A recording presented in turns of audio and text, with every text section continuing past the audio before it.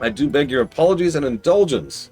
You see, I faced an interesting situation. This is a completely true story. So I went to lay down. I was very tired. Remember, I didn't get a lot of sleep last night. So I was like, you know what? I'm going to lay down. I was all comfortable. I was relaxed. There was a bunch of bots over in the corner for some reason.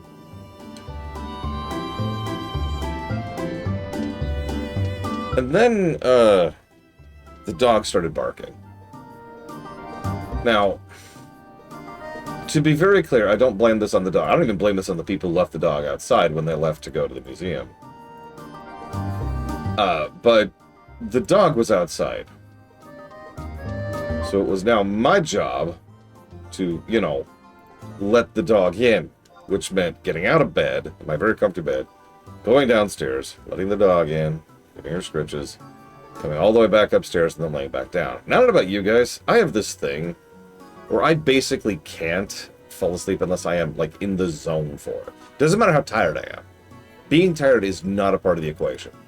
It is just how comfortable I am. Having to jump up and do something like that immediately wakes me up. So I just stayed up for a minute, tried to de-gauze a little bit, get some paperwork done, you know. Did some very calming kind of stuff, just low-key stuff, just to chill for a bit. And then I looked at the time and I was like, well, it's almost time for me to go ahead and kit pack to stream. So I've got a choice. I can actually, now that I'm calm, lay it back down because I am exhausted. Or I could just thug it and say screw it and try to get an extra hour of streaming in. If you can't tell by the time, I decided to lay down. So I do beg your apology. That is to say, I apologize and I beg your indulgence for the fact that I decided to get some rest instead. In penance for this, I will continue playing this.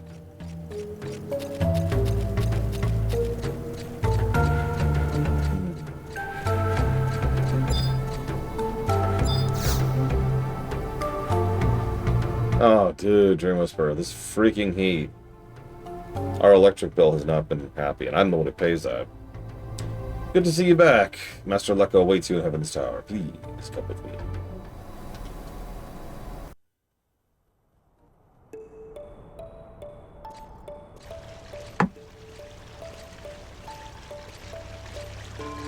Ah, you've returned. Excellent. We've no time to spare. Karaha Baruha is right this way.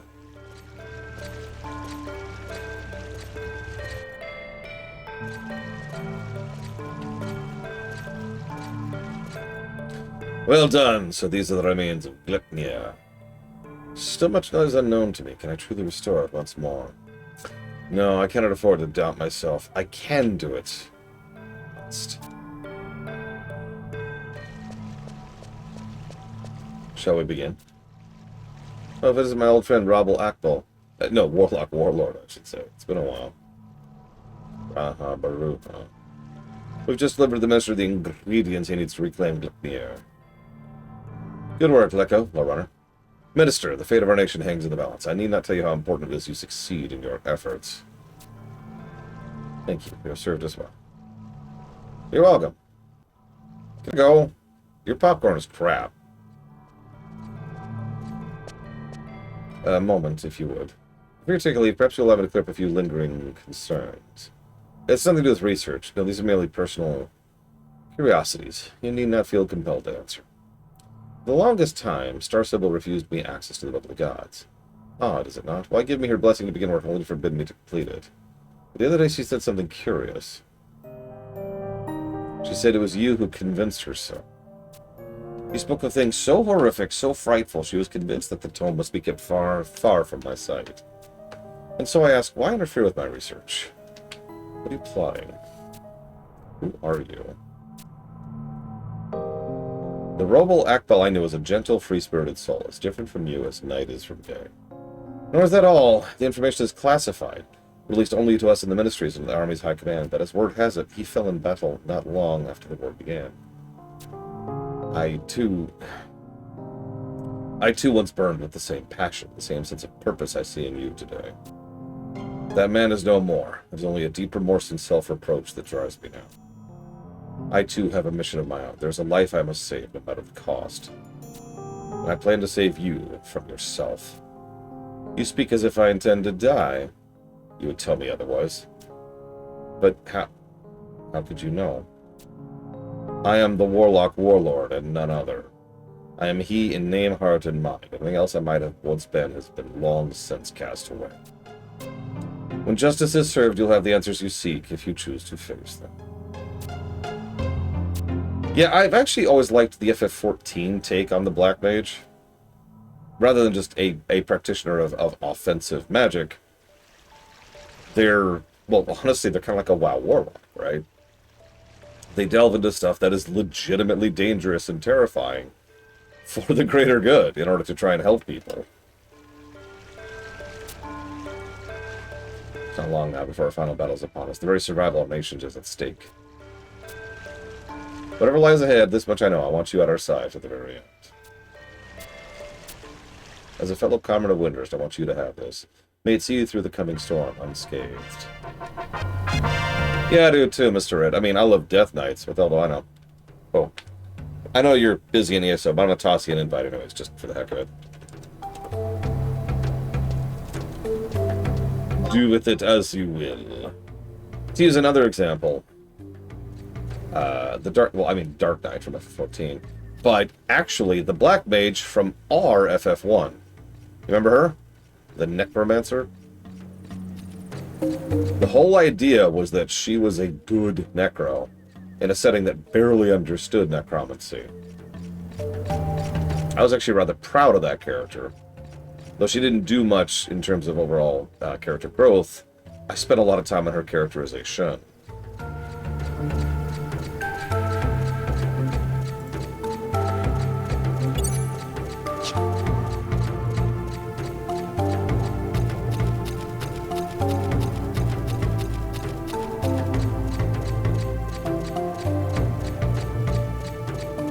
Hi, Wolverine. Sorry.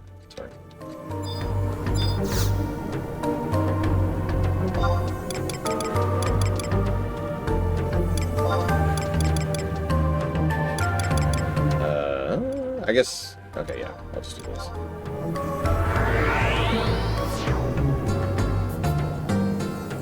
I mean, honestly, I think the Diablo series kind of nailed Necromancers, and that probably informed a lot of my own opinions on the concept, right? For those of you not aware with the lore of Diablo, Necromancers are as close to true neutral as you can get in that setting. They are very much all about the balance between life and death, good and evil, dark and light, etc., etc. They are actually spawned from a scholarly order is the word I would use. And they've been primarily on the side of good, specifically because most of the D games have involved bad. Bad that needs to be balanced out.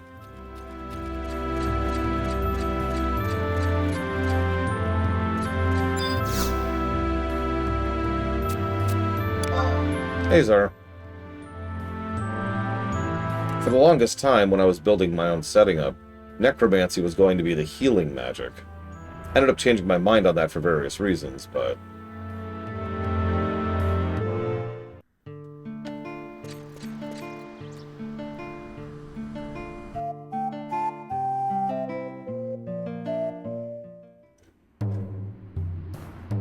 Oh, and I did eat something. I had a bowl of cereal.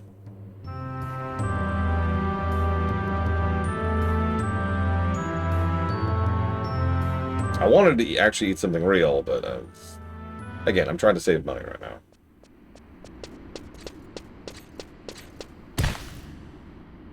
My favorite cereal? Honestly, plain shredded wheat.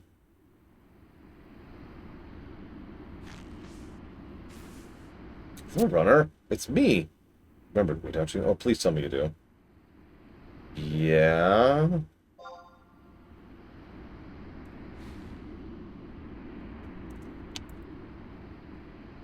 You got some explaining to do, Lucy.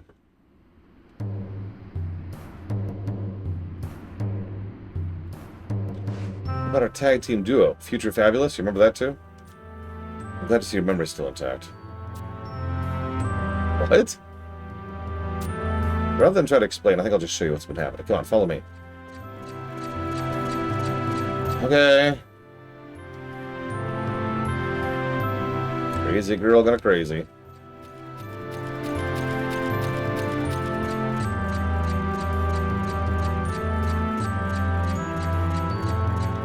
You may or may not know this, Mr. Ed. I actually have a spreadsheet, which I use to keep track of favorite restaurants, favorite sodas, and favorite candies.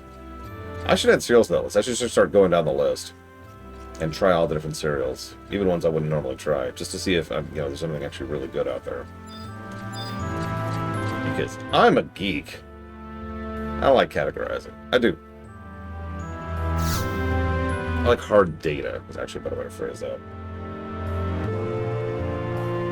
You have someone off the street what their favorite movie is, I'll probably mention just one of the most recent movies they've played. Or one of the movies that they watched when they were a kid. Me? I can give you hard data on my favorite movies. I'm getting harder on that, too. Yes, something I can do for you? Hi there. Troupe Mayakov is in the midst of preparation to a new performance. We hope to see you amongst the audience when the curtains are drawn. You again. What is it with you? Even stubbornness has its limits, you know. How many times must I tell you? It's me, Lilizet. How many times must I tell you? We don't have a clue who you are. See, they don't recognize me. What about Lore Runner? Do you remember him? Eh? Lore Runner?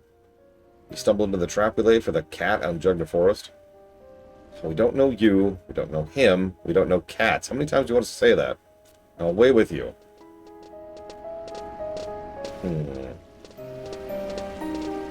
Memory tampering. Replacing someone. Or something bad is happening with the timeline. He's probably a harmless fan who's touched in the head. Gotta admit, she did a pretty good job with the outfit. Harmless or no, I think we'd best ignore those nutty types. Fame can be such a hassle. What's this happening? They've forgotten you too, Lore Runner. Oh my god! I've got it! The game wants to treat me like a level 1 nobody again so it can spit on my face and step on me. So it made everyone forget I exist so we could go through that all over again. And again. And again! An endless cycle of humiliation. Oh god.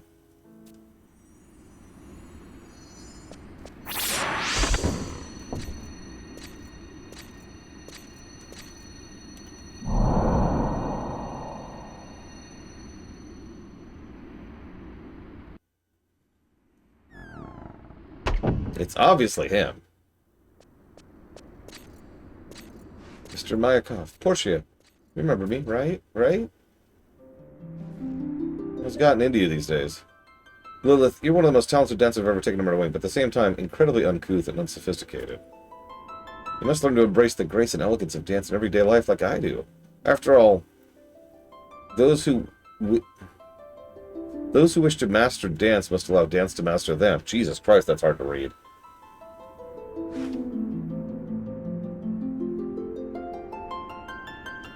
Mr. Mayakov.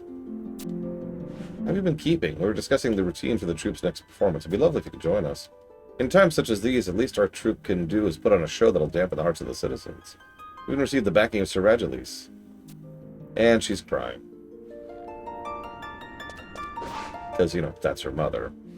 And she was afraid she'd lost her mother. Again. So, yeah, that's actually kind of quietly dark.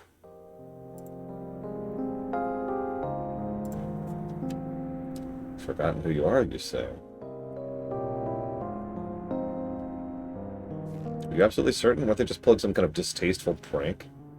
But they were dead serious. They don't remember who Lore Runner is. So the two of us completely disappeared from their memories, but why? Us two from the future disappearing. Does that mean... Does it mean the future itself is disappearing?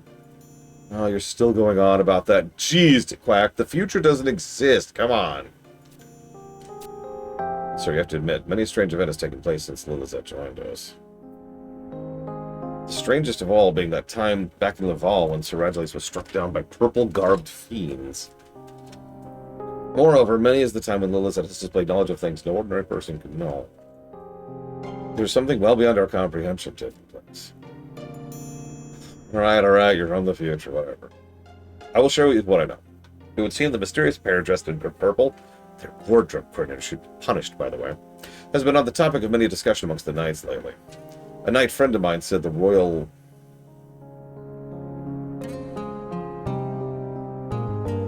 Scouts! God, that took me a solid, like, 3 seconds. This frickin' dialogue. A knight friend of mine said that the Royal Scouts have brought back reports of their sighting out in Valdonia. I hope you like them, Dickwack. Now, before we get all excited and hasty, don't forget that there were fiends were able to subdue even a knight of Sir Ragulis's caliber. We have to hurry there. Lilithette, I beg you, please allow me to go. Something terrible is about to happen. I just know it. It feels as though everything I hold dear is being taken away from me, like the same time from my father and my mother died. I can't just sit idly by while this feeling eats at my soul. Once your heart is set on something, there's no talking you out of it, is there? Very well, I'll give you permission to skip your lessons, but refrain from doing anything reckless, understood? Okay. Runner, Portia, I want you to come with me. I would, but I need to stay by Sir Ragulis's side. Why don't you go keep them company? You needn't worry about Sir Ragulis. It's already been taken care of. It's...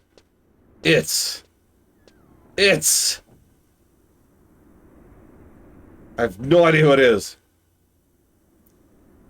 The esteemed commander of the Knights of the Red Rose has volunteered to see to Ragulis's every need. Rest assured, the chateau and its amenities are familiar to me. I shall personally see that he lacks for neither company nor comfort.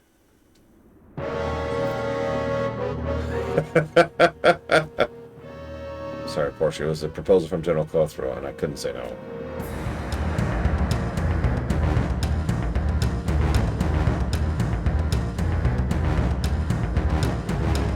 Portia, we're going to find a way to remove the curse, and we'll come straight back after that. Alright. I leave Sir Ragulis in your capable hands. If you touch him, I'll kill you. I'm taking him from you. And there's nothing you can do to stop me. I mean, have you seen Sir Ragulis? Ooh, Ooh, okay, yes. I sure hope so, Mr. Ed. How would I know? I don't even know what server I'm on. Is there servers?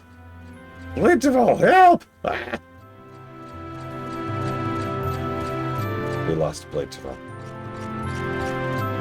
There are servers! How would you know? Hang on. I can actually double check this pretty quickly. It takes, unlike FF11, it only takes a few seconds to log into ESO.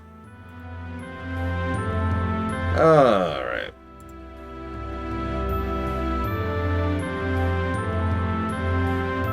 I actually... Can I admit something to my embarrassment? Earlier when I was getting FF11 running again, in preparation for starting this stream, it was taking so long to load, I was getting mad at it. I actually yelled. I was like, hurry the hell up! At my computer, as it was just sitting there taking a million years to load. Okay, so surely something somewhere tells me what server I'm on.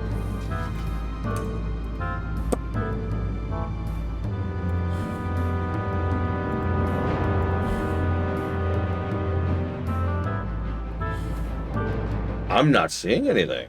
Hang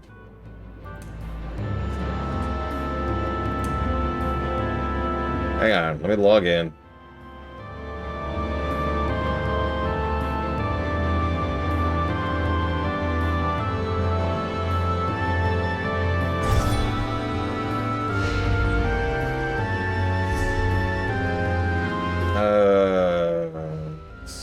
Server.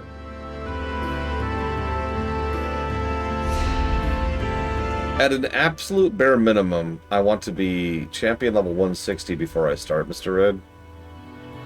But honestly, I'm probably going to slot it in pretty swiftly after I hit 160. I do not intend to delay it particularly long. Sorry, Lunarith, if you're listening on the VOD.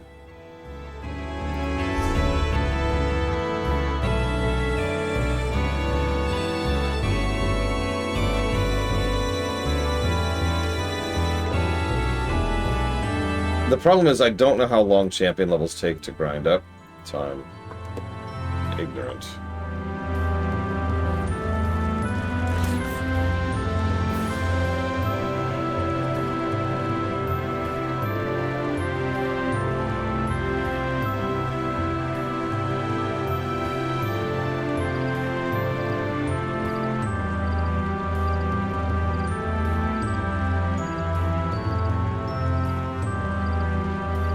Aha! Okay.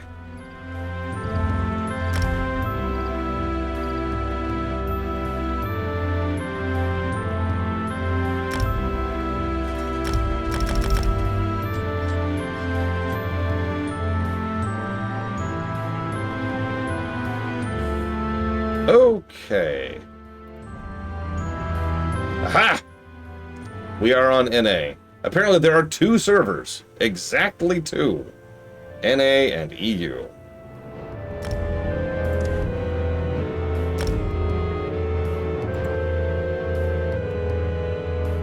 I do believe so, overall. Please do not quote me on that. Ask someone more knowledgeable. I've kind of got a legacy account, so it's not the same, you know?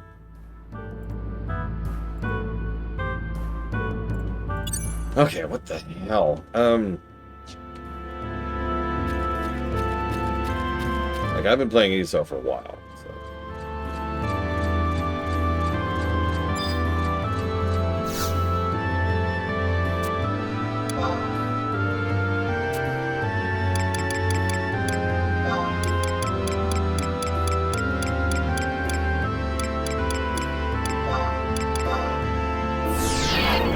Hey, look, it's the zone from hell that we got earlier. Thank you. This is something we did off camera yesterday. Negatives have already been given.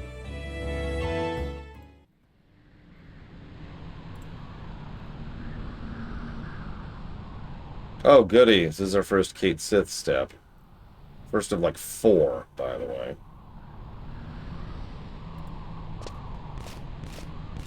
Yeah, I actually have the Steam version, which, to be clear, is separate from the online, like, the website version. Like, I literally cannot log in on the website.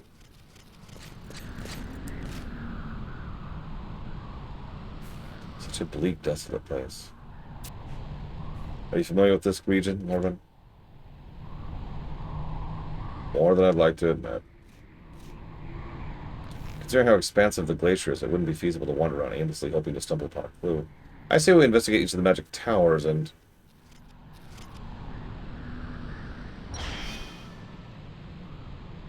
What the... Watch out! Why did you drop kick me?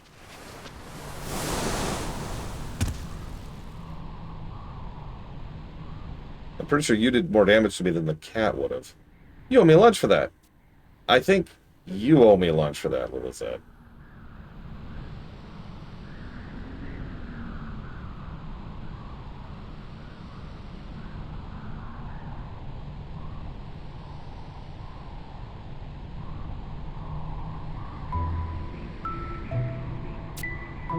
You. The prancing prima donna and her posse. Search for you for the longest time I have, on your elusive trail. I have a request of the utmost urgency. I need you to... Hold your chocobos there. Before you say any more, you'll have to answer my questions first. What? My fellow dance troupe members. They all have forgotten who I am. They're acting as though we never met. Of all, and then the Battle of Juno, we've been toiling away doing exactly as you tell us in order to reduce the tears of the world. So why is this happening? What is the meaning of this? You say you've been forgotten. Your existence wiped from memories.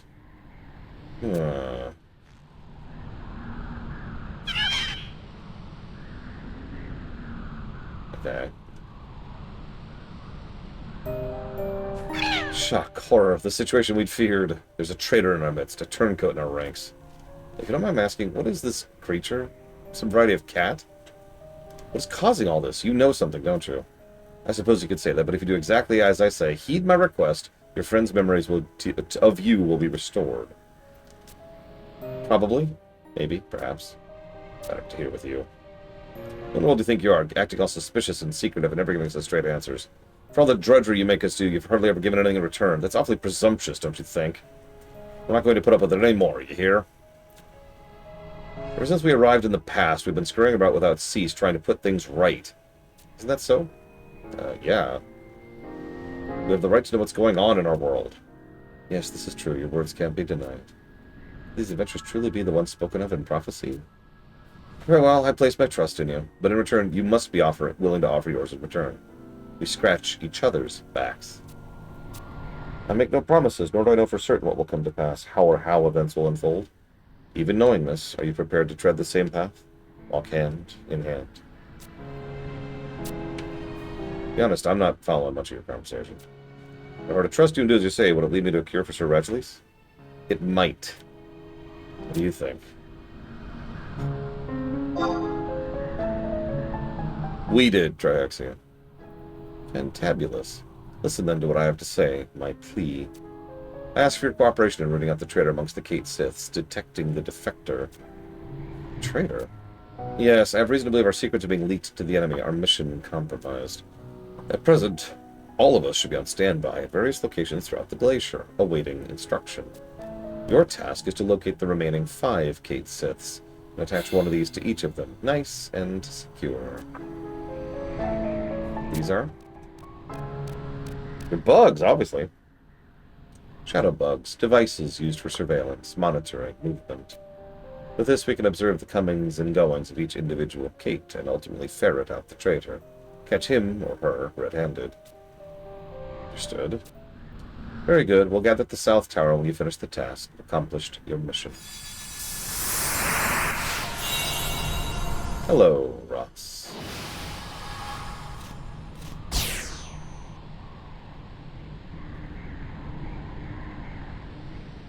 Let's go track down the Cait Siths. It may not seem like much of a lead, but this is all we have at the moment. Let's see where it takes us. Hello, Dr. Winter. As you can see, we're in your domain now. Please be merciful.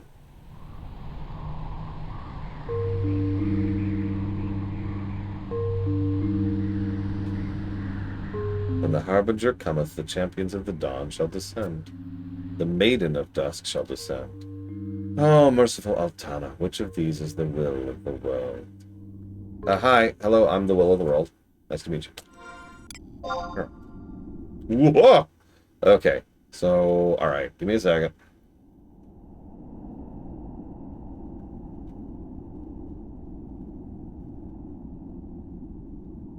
Hey, Sean.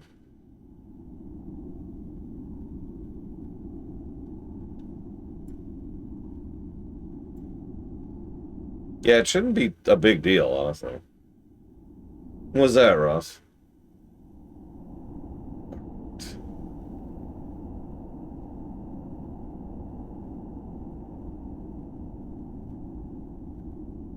So, F7 looks like the first one. Which is right next to me, actually. Ah, I see it. Okay. I mean, Bragwin tends to not have a lot of tolerance for religious bullcrap, so I don't really blame her for that. Of course there's no music out here. Hang on, I have a cold playlist.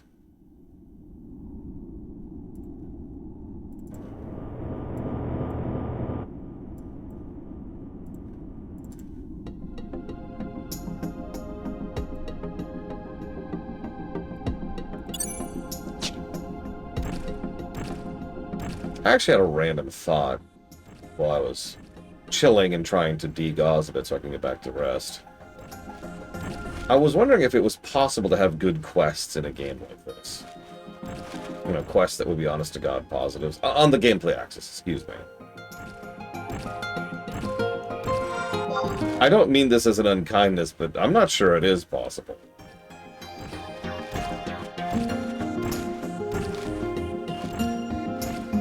I'm not sure, again.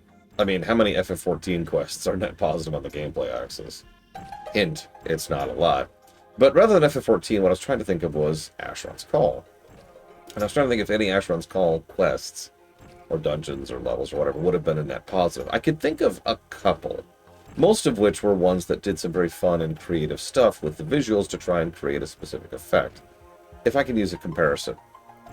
There's... Actually, yes, it would, Dr. Winter. Absolutely. Good idea. You've already schooled me here. But the idea I came up with... Go back to Asheron's Call for a second. You could mess with render radius in Asheron's Call thanks to some tricks. And so there was a specific labyrinth you could go through, which you have to go through functionally blind. Now, that sounds irritating, but actually there's several things that make it interesting to navigate, including some sound effects, which play at certain spots, so you can use the sound to navigate, and it's not a super large labyrinth to begin with. I actually always liked that particular dungeon. I always thought it was interesting. And again, it's playing with very limited tools in a very creative way, which I tend to value. Most AC dungeons boil down to use lever, find key, and that's it.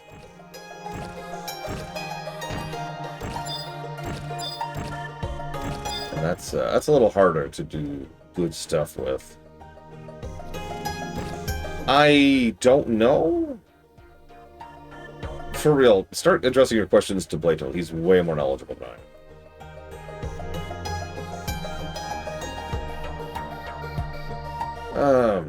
No, it's okay. I'm afraid of giving you literally wrong information.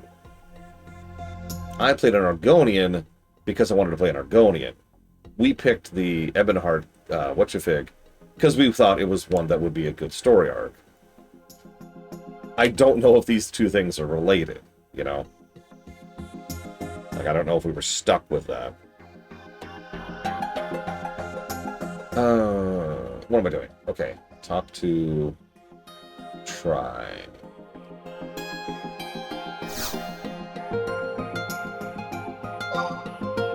So, if you're getting it on Steam, Wolverale, you'll pick up the game. That's however much. Of course there's music. Why wouldn't there be? You know what?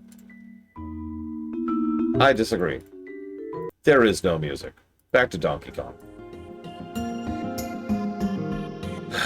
Anyways, so if you're buying it on Steam, you're going to buy the game, right? And then if you want the subscription, there is a DLC on Steam, which is called ESO Plus, which it will list as a subscription. Make sense? No, Wolverale, it doesn't. This one isn't showing any sign of movement. It might as well be a statue. It certainly seems more vigilant than the others. I think we got a way to draw its attention.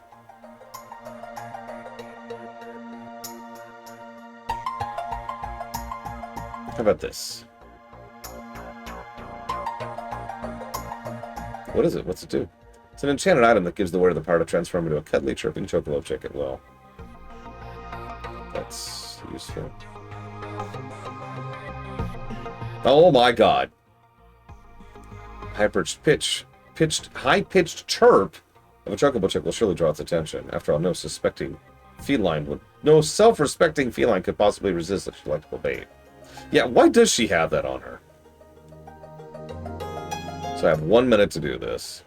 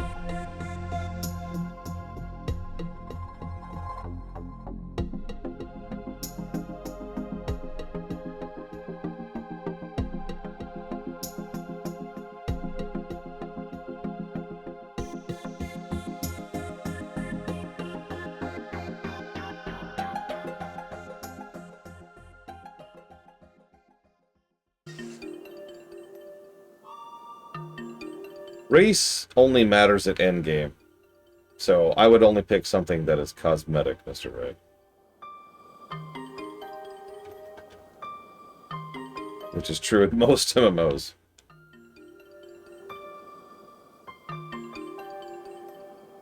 That's actually really fun to talk to Winter. Okay, Ion is H8.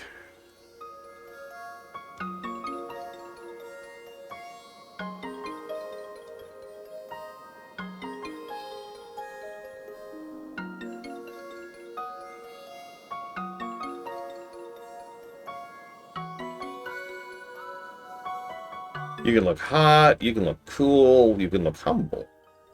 You can look weird. I've seen a lot of people go for a lot of things over the years. Me, I tend to go with whatever animates the best. To use WoW as an example for a moment, most of my characters are female, but not all. Because in some cases, the male animations just look cooler. I'll use a specific example. I prefer Troll male over Troll female, and Tauren male over Tauren female. But I prefer Undead female over male female. Or, damn it! Undead female, and I prefer Blood Elf female. Yeah, I know some people who only play joke races. Valerian! Probably doing alright, dude.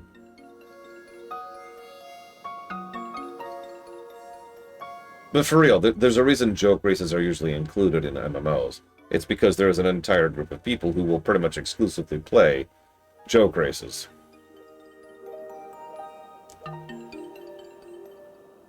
Tataru, Lalafell,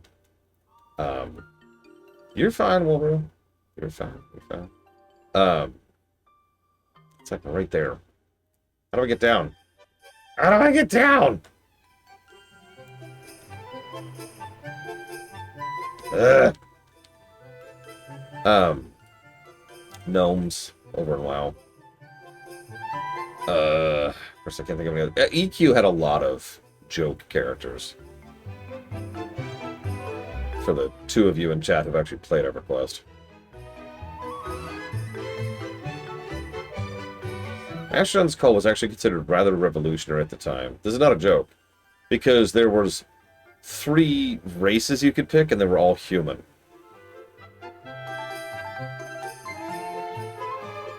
It was more or less literally races, as opposed to species.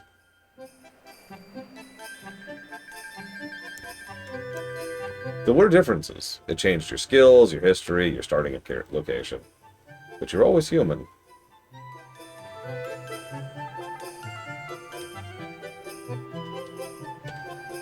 And yeah, exactly. Gnome Death Knight with pink pigtails is so common. There's actually a Gnome Death Knight with pink pigtails as an NPC in the game, who shows up in several expansions.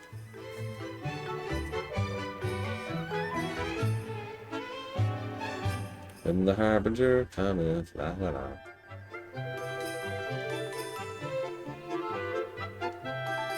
So, time to play a red light, green light. In my giant armor.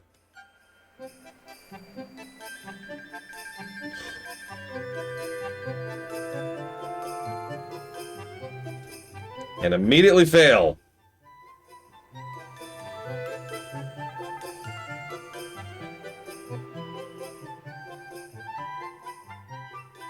Hello, Evo.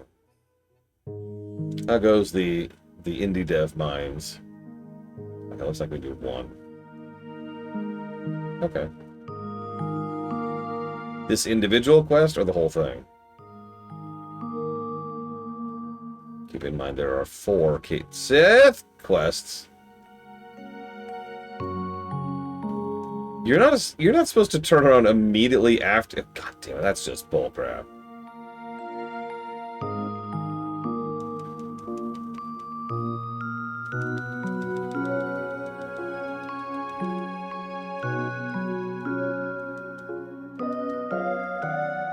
You know, you two are dancers, and Dancer literally has a stealth ability. I'm just saying.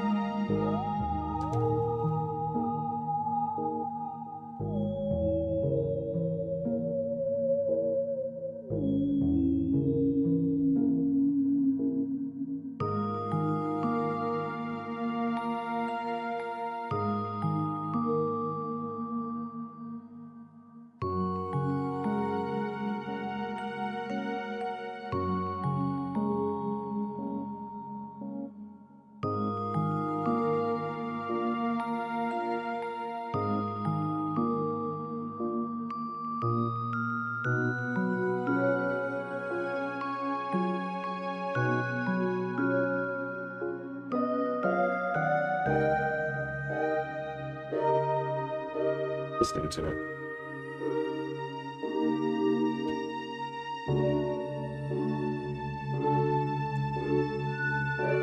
Ah.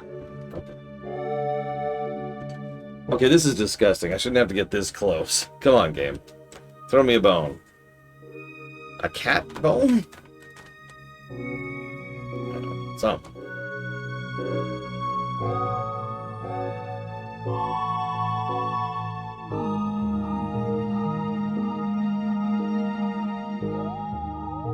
I met Overlord.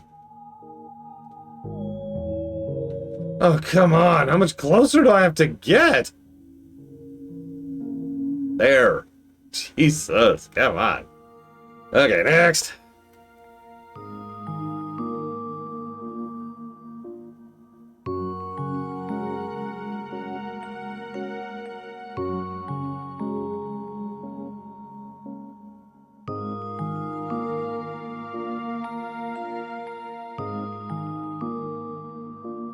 You know what's funny, Mr. Ed? The Magister of Quel'Tha the Loss is funny. Oh, and also, I was actually just debating giving this a gameplay positive. Who was Argentina fighting?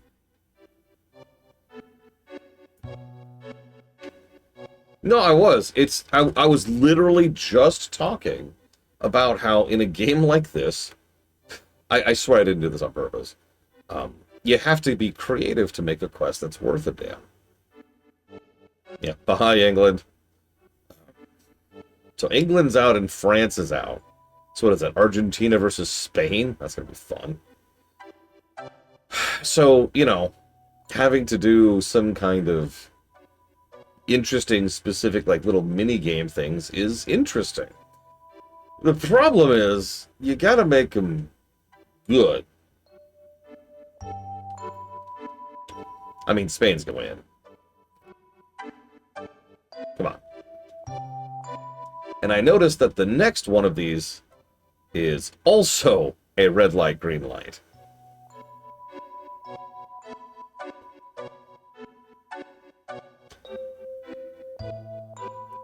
By the way, the next one is also a red light, a green light.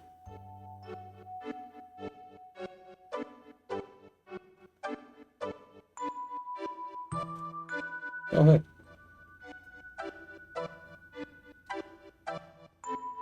Oh, God, she's so much slower than I am. Oh.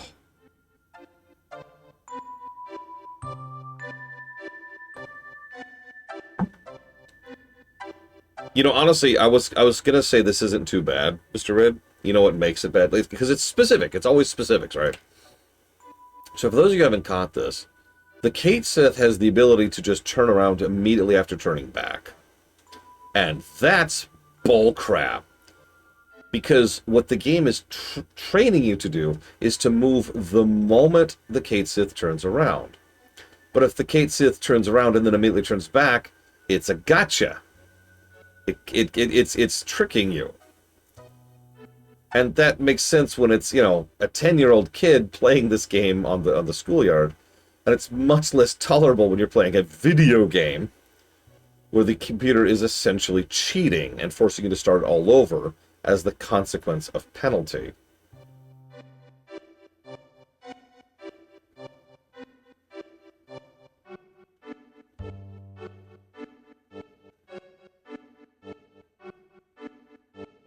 I'm not super into sports myself.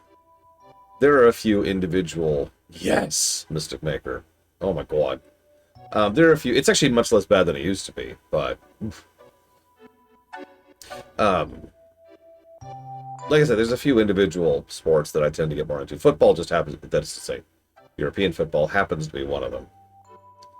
I absolutely would play Tabal. I bet we're already past it by virtue of the way you're saying that.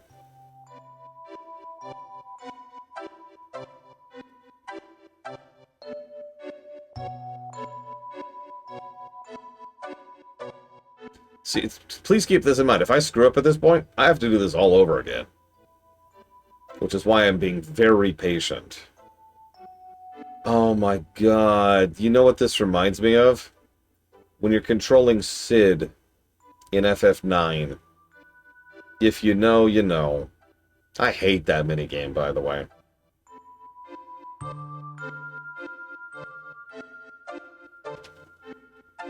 When I was recording for the theater,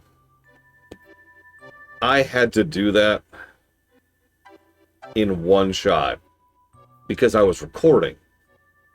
Rewinding would have had to mean redoing the entire section that I was recording, right? There's no edits in the theater, not like that. So I did it in one try, before you ask, but when I got there, I was just like, oh god, please don't let me screw this up. Please don't let me screw this up. I don't have to redo this entire section of the game.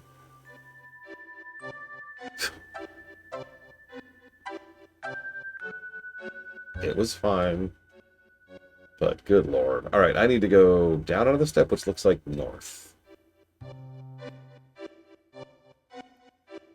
It's okay, the next one is red light, green light.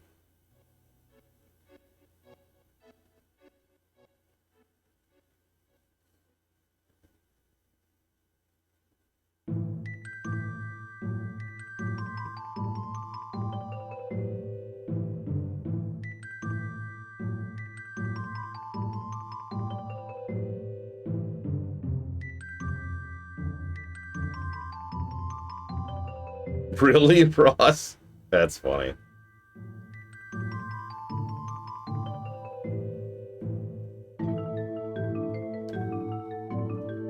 What's really irritating is it's like 3 red light, green lights, all of which kinda suck. But, like, if it was just 1 red light, green light, I would be a lot more tolerant. And I actually kind of liked the other thing, the Chocobo chick thing, right? Ah, thief artifact question. Okay, see, I'm never going to see that. You play a game of dice against a veteran Thieves Guild member. See if your dice roll beats his. The odds are weighted in his favor, so he'll usually roll higher than you. However, if you did an optional step, you'll get the option to say lowest roll wins when you see the results, allowing you to win with a low roll because it's an old tradition in the Thieves Guild. Amusing. Oh, we're not done finding positives too, Jolix Brown. I'm just waiting on the No Rush Blade Taval to finish his class write-ups, which I'm going to peruse thoroughly and then decide on additional positives based thereupon.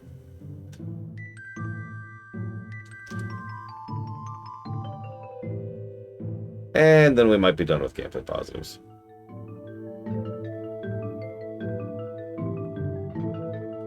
Yep. Red light, green light.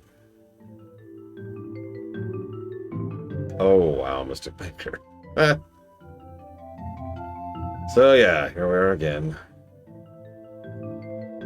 Home again, jiggity jig.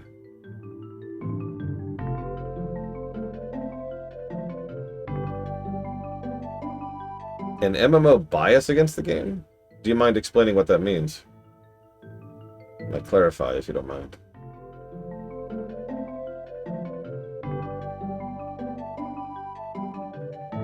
Oh my god, turn around and stay turned around, you stupid Kate Sith. There we go.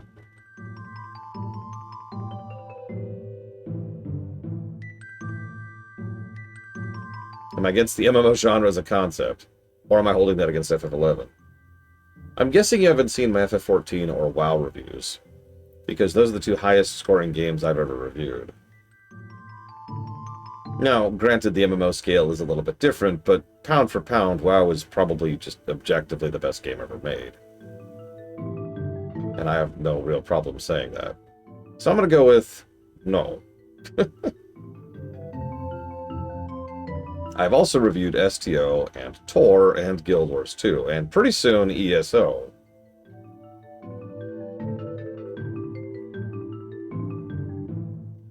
Well, yeah, that's the thing, right? There's MMOs, and then there's game MMOs. Now, in the interest of fairness, no, exactly, Pelagius, no. That's why I say that with such, like, a banal tone. WoW is objectively the best game ever made, because it's like 20 games in one, across 25 years. It is the definition of cheating. It's actually cheating in pretty much the same way StarCraft 2 is. I think it deserves credit for that, and it is worth noting from a real-life perspective, it is an extremely good game. Bide. 12 games. Okay, there we go. And yeah, it also has the actual worst character I've ever encountered in fiction. Anyways, sorry. So yes, you're right. I do have a thing against MMOs because honestly, I'm just not interested in MMOs. And FF11 is much closer to that than anything else we ever will cover. Like, I'm never going to cover EverQuest because honestly, and I've actually put thought and work and effort into it, it's not going to happen, right? There is no real way to review that. That's not just going to be a colossal waste of everyone's time.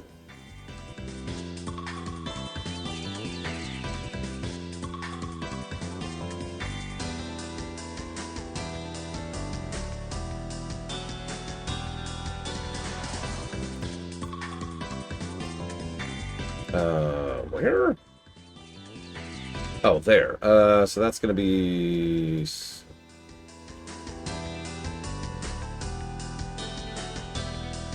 But to answer your question directly, are there any particular genres I have a bias against in general? So, to be clear, I don't think that horror game is a genre. Like, at all. But if you were to count it as one, then I am 100% biased against horror. No question, no hesitation on admitting that.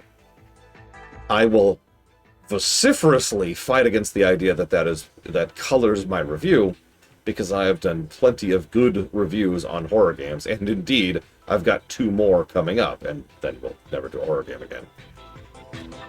But as far as actual genres, I have to admit I am kind of biased against visual novels. And if I can explain why really quick, it's not because the visual novels as a genre.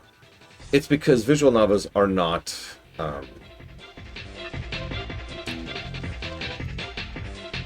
they're not choose-your-own adventures, is actually how I want to describe that. I feel like the visual novel format has tons of potential, for gameplay even. Yeah, exactly, Evo. Like, most visual novels just don't have gameplay. It's just someone who wanted to tell a story. Now, that's fine, but I'm a gameplay guy, right? I need to have something to do. Now, to use an immediate contrast to that, Slay the Princess is a visual novel with tons and tons of gameplay, and that's awesome. Slay the Princess is a great game. I highly recommend, by the way. And yeah, good Telltale games, of which there are a few, are another excellent example of games that have gameplay. That have honest-to-God gameplay, and that's way more engaging as a consequence. Yeah, Star Trek Resurgence, which, to be clear, I did like for what it was.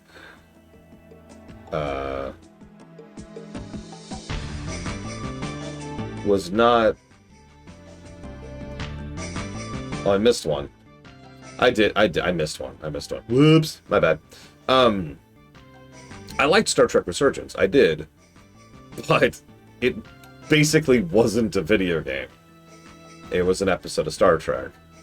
You should also play Star Trek Resurgence if you happen to be a Trek fan. Now, Ace Attorney is interesting because Ace Attorney isn't a full visual novel, and most of what it's doing is primarily on the story axis. However, there is actually some honest-to-goodness gameplay, deduction, etc. to Ace Attorney games. Sometimes it's frustrating because you have to follow a very linear sequence of events, even when you, the player, have figured things out a mile ago. But there is still gameplay there, and it's worth noting, I really liked the first 3 Ace Attorney games, like a lot. Oh, that's right, they delisted Resurgence. Ah! Why is the world so terrible? What is that? Can't even select it.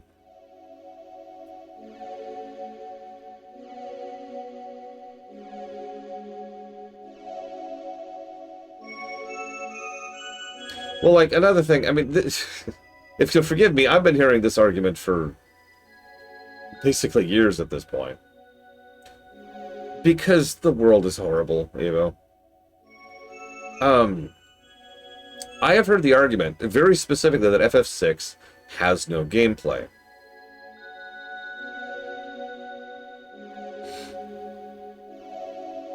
Now, any of you out there with a functioning brain know that that's goddamn nonsense. But it is, it ties into something that Ross just mentioned. A lot of people tend to point, in my experience, a lot of people tend to point to games that are linear and say, there's no gameplay there. Which is really dumb, by the way, just to be very clear about that. I mentioned that because Ross mentioned One Shot, which some people would say has no gameplay. And look, to be very clear, I don't agree with that either. I don't think One Shot has a lot of gameplay, but it still has actual gameplay.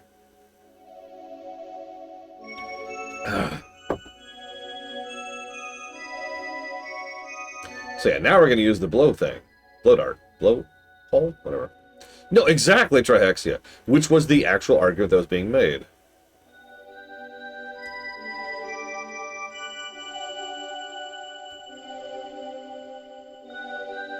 Wow, that delay. Holy God.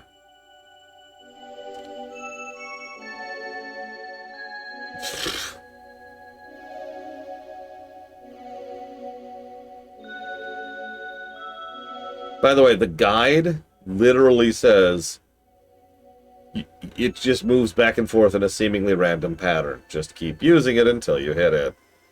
We might be here in a minute.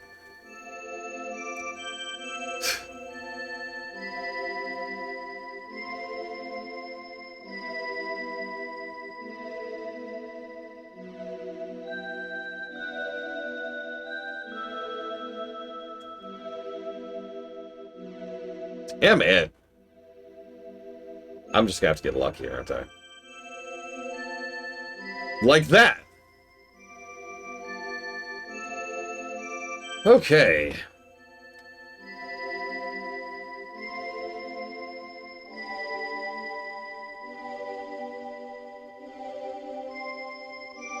Apparently, Ross. I also have to admit, hang on, there's one more. There's one more genre of games I'm not into. Puzzle games. Now, hang on. I gotta clarify that. So, when I say puzzle games, I mean, I actually have a different terminology for this because I don't know of any official terminology for this because for some reason nobody actually clarifies anything when it comes to game design. Apparently I am the first academic of games or whatever. But Zelda games puzzles I like. I like Talos Principle puzzles. I do not like puzzles. The way I like to describe this is if the game basically pauses to hand you a real-life type puzzle and say, here, solve this, I'm not into that, right? Not a big fan. If there is something more diegetic, hate to use that word, something more in the world, like Portal, then I'm into it, right?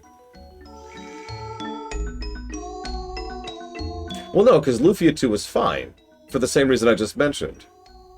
Lufia 2 didn't say, alright, here's the dungeon, and then handed me something. Yeah, environmental puzzles versus puzzles, exactly. I'm into environmental puzzles. In fact, I actually rather enjoy environmental puzzles. Again, Portal is probably the example there. There's a game, I think it's called The Witness, I want to say, which is a good example of a puzzle game. I was not a fan of that one. And not just because it was pretentious as hell. Okay, so, enough with the cold music. I actually really liked the puzzles in Crosscode. In fact, I wished I had more of the puzzles in Crosscode. Those are also definitely environmental. Those are very Zelda puzzles. Splendid! Did you happen to notice any single cases being particularly suspicious? Potential culprits? I couldn't tell the difference. I've always looked upon your entire litter with suspicion, to be honest. Was that so? Well, never mind that then. Forget about it. Let's turn our attention to the current doings of each Kate.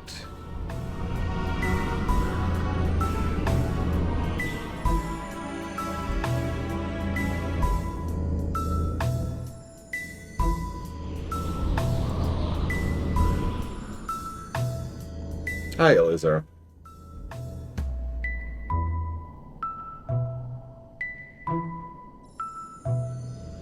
I mean, honestly, BioWare's fascination with the Tower of Hanoi puzzle is a good example of what I am not a big fan of. For those of you not aware, a huge number of BioWare games have a Tower of Hanoi puzzle built into them. Usually in places that does not make sense. It's just, here's a puzzle. Okay, have fun. And yeah, Professor Layton is a good example of the kind of thing I'm not into. Whereas, yeah, Resident Evil games... So Resident Evil games kind of mix and match here. I don't mind most Resident Evil puzzles, really. I guess conceptually is the word I want to use. Every now and again, however, there's a Resident Evil puzzle that just makes me go, really? I don't think that's the genre of puzzles. I think that's just bad puzzle design. I mean, how many people remember that stupid song in Resident Evil 1, just to name one example of that off the top of my head. Or the chess pieces, especially in the second playthrough of Resident Evil 2R. Not that I mind a logic puzzle. Again, that's the point. Watching them lounge around like that, you'd be fooled into thinking nothing's wrong with the world. Are you not actually here to do any work? Such is the free-spirited nature of cats, a lifestyle to envy. And they seem to be venturing from their posts. I have a thought. While we await movement from my counterparts, I shall impart to you the story of my regal kindred and I absolutely could believe that in real life, Sean. And yeah, Ubisoft climbing towers tend to vary in quality, but usually I don't mind them. Usually that's just find the path, which is fine. As a way of showing my gratitude for the appreciation for the trust you placed in me. A gesture of gratitude. Yeah, exactly. Felicitas, no. Listen well, you're about to learn something of value. Interesting tidbits.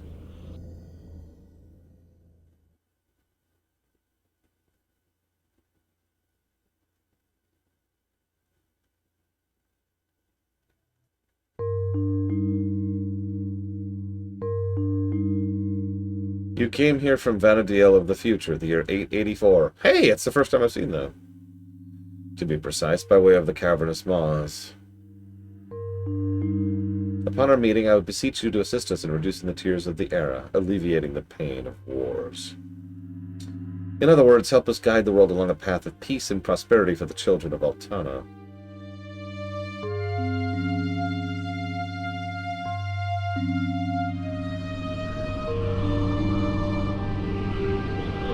We share the same goal. I'm here because I want to make the future a better place, and to save Father.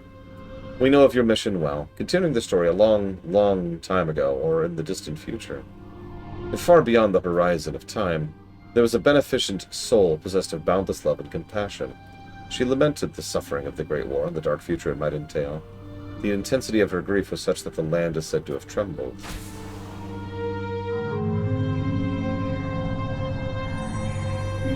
When the Harbinger cometh, the champions of the dawn shall descend. With wings divine in radiance blessed, when eternal night is end. Weeping for those lives were lost, she wished thus. What if the pain of the Great War could be lessened? What if the champions of dawn, they who wield light, had come to guide the course of this age of strife? That no suffering need be endured, that peace would reign across the land. Okay, I hate to say this. You know what would be kind of interesting here? Because obviously this has no validity in reality.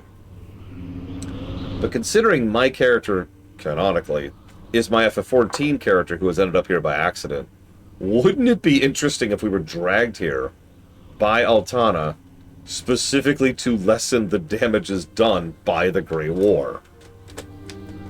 It's like, what if someone could actually do something about that? Reach out into the universe, grab. Ensuring that events unfold as and when they should, that things are put where they belong. That is the mission which we Kates have been entrusted, the purpose of our existence. And yes, the Tears puzzle, I actually liked the Breath puzzles for what they were. The Tears puzzles were just better. Like, you could tell they had gotten the hang of the engine and this had some really cool creative stuff they could do. Cait Sith is on the remove. Where's it heading? Somewhere on the glacier. It's imperative we learn the destination. We must hurry. We cannot delay. Okay. Wait! There's one thing I want to know first. What is it?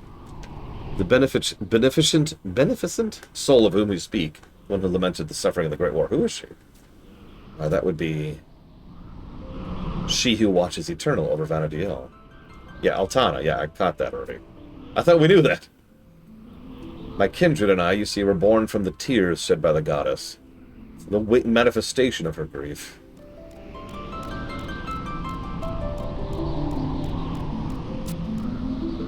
It sure is a lot to swallow. Lord Runner, you know the true significance of these events. I've already killed Promathia. What? No, I know. This doesn't acknowledge Promathia. Riddle me this, Batman. Is there a point in time in which the game will actually acknowledge the events of the Promathia, Zilart, Vanilla arcs? Other than Rhapsodies. So I guess just Adowlin. Or Adolin, or however you say that. Oh, where am I going? Where am I going?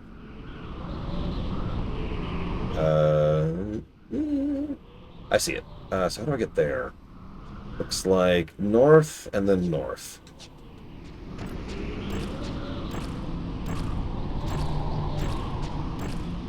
Again, I'm not complaining I mean, okay, I am complaining, actually. I am. But it is not necessarily a negative that the future expansions are independent stories. It's a strategy. It's a tactic, right? Yes, of course, Ross. Hashtag screw Paramount. If I can explain that briefly. One of the things we've talked about endlessly with regards to both World of Warcraft and FF14 is how do you keep challenging the player? Right?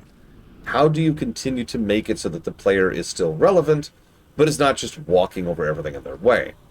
FF14 has done some creative stuff with that over the years, and modern WoW, that is to say Dragonflight and onwards, has also been able to finally do some good stuff with that. But that's, well, there's no nice way to say that. It's hard. It is difficult and time-consuming, and it requires careful writing and careful crafting to make it actually work. An easier strategy is to make it so that you have independent stories that are effectively irrelevant to each other. In other words, presuming that each story is the first story. And isn't that a uniquely Final Fantasy solution? And yes, to my knowledge, most of the expansions can be done out of order. The really big exception to that is Vanilla, Zilart, and Promathia, all of which kind of dovetail into each other. Yeah, exactly. Tor tried to do what both FF14 and WoW did, and frankly failed at it. I should also give credit to Guild Wars 2, which does a pretty good job of either escalating or side-grading the threat you're fighting each time.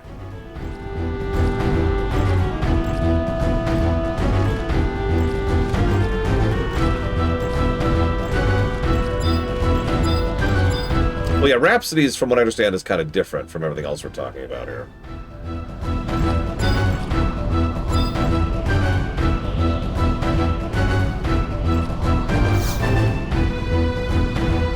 So really, my question kind of terminates at Adowlin. Adolin? God, I don't know.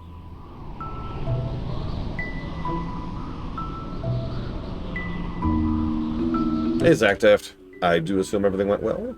Hopefully.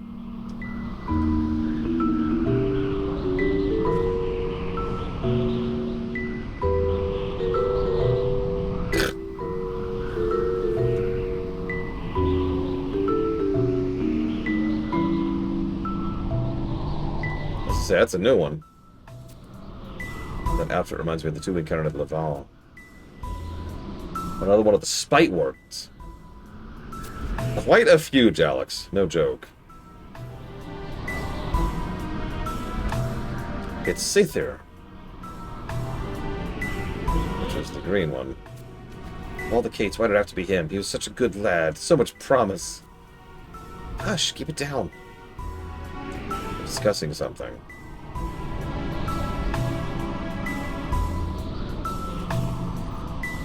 We gotta locate and secure the matron. Sooner's the better. Time's about to run out.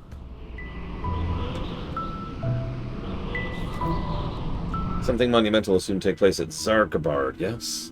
Any moment now? Yes, Lady Lilith is sure of it. Yeah. Let me furnish you with a word of warning. Offer friendly advice. Slow, absent-minded, and clumsy Naoi may be, but her tenacity belongs in a class of its own. Completely without rival. What's an ordinary cat gonna do? You give your peer far too much credit. How dare he? My stock is of the highest pedigree. Naoi, not right now. Can you pick a better time to be delicate? Girls, girls, girls!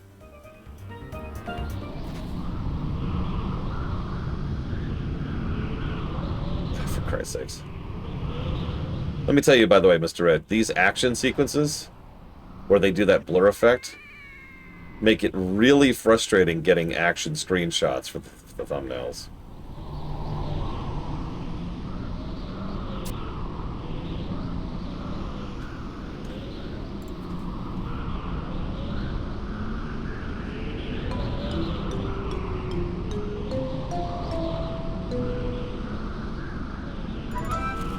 Speak of the devil. It's been a while, Noi. What do you got here, huh? What's the cat dragged in? A ragtag band of second-rate adventurers. Oh, I'm sorry. I meant to say the champions of the dawn. Yeah. Hold your tongue. Listen to me, Noi. Take a step back and then... Step back and take in full view of the playing board. You'll realize the poor position your side is in. Between a rock and a hard place. It's plain to see who will prevail. The dancer the last hall drill was speaking of? The one wearing the feathered ornament?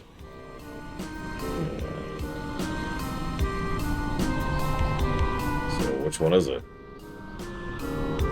Despicable brute, brutish beast, you deceived Sethir. Huh? Because of you, da. Absolutely unforgivable. Must be made to pay. Yeah, that's good. Burn, cat. Burn with your anger and hatred, for these are things that give birth to conflict. And conflict is what will grant victory to me and my comrades. We've no use for the other two. Finish them. Time to effortlessly kill a few things really quick.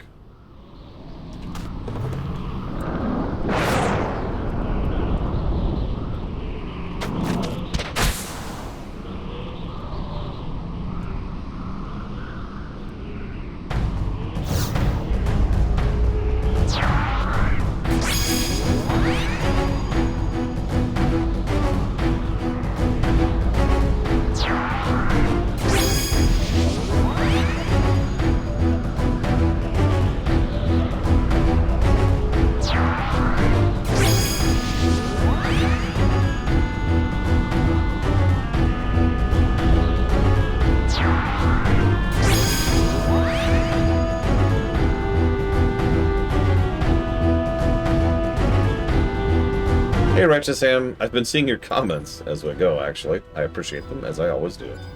It's always nice to know someone watches the buds. I can't move. Ah! No, target the... target the... Ah! Target the thing! What's wrong with you, game?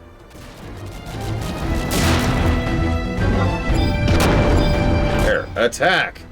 Notice I haven't even attacked yet. There we go. And until I attack, the freaking trust won't help.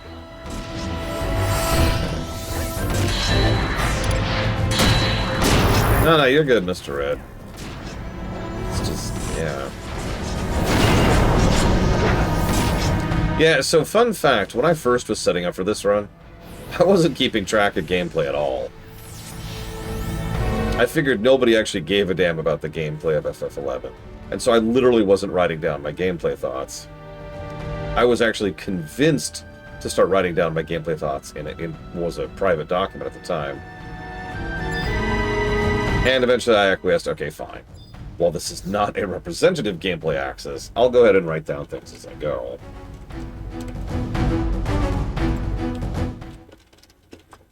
And I'm glad you enjoyed them, like I said. I put a lot of effort into the VODs, believe it or not. Thank you for the sub. And as usual, you can put it towards up to 3 things. That was a close shave. No, it wasn't. You give them too much credit.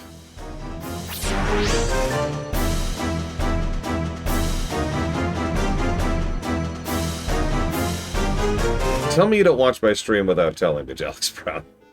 You didn't know I've covered any other MMO, and you didn't know I've already done the Diablo block.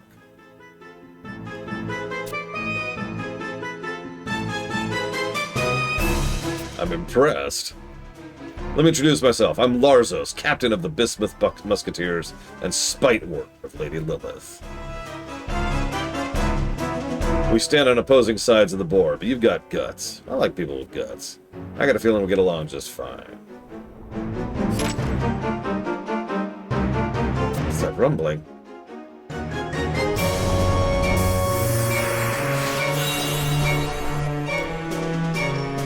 No, we're not finished yet. No, not now. Is that an... Okay, we're dead.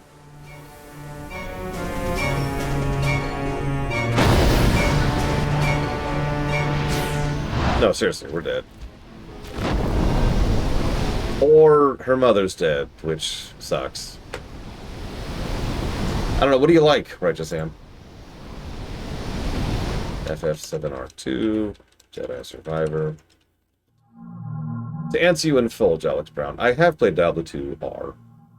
It is, of course, just a graphical upgrade, and otherwise it's just D2.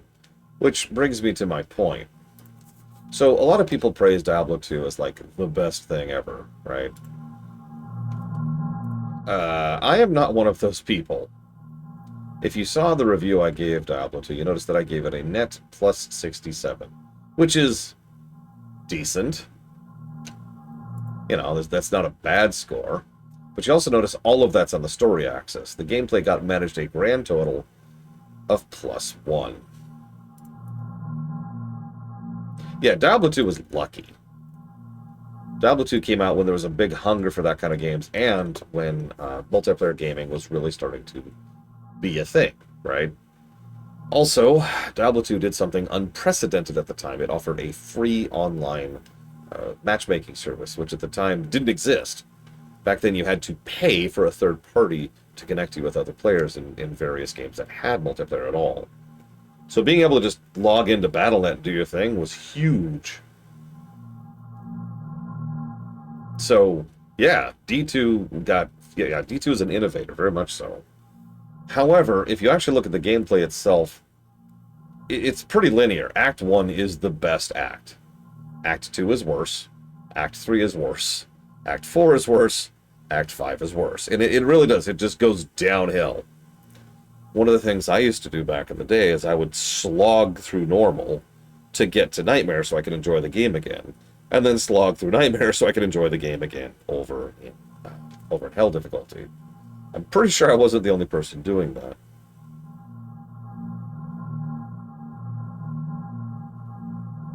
Yeah, exactly, Ross. Don't mistake me. I had a lot of fun with Diablo 2 back in the day. And I met several friends in it, and I used to play the piss out of it. It was actually one of my first MMOs, if you know what I mean. But... So, what I'm trying to say, Alex Brown, is if it doesn't catch you, it's probably not your fault. It is also yet another game that is much more enjoyable if you already know what you're doing. Yeah, exactly. Diablo 3, I'm sorry, is a better game than Diablo 2. But Diablo 2 hit a very sweet spot in gaming history, so more people remember it more fondly than a game that came out and bombed at launch, and then spent 6 years slowly improving the game consistently and steadily.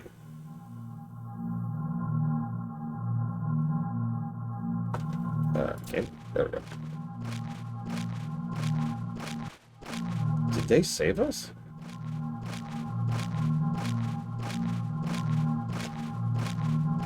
Why is my controller sitting over? Hello? Game? Hello? Why is my controller suddenly not working?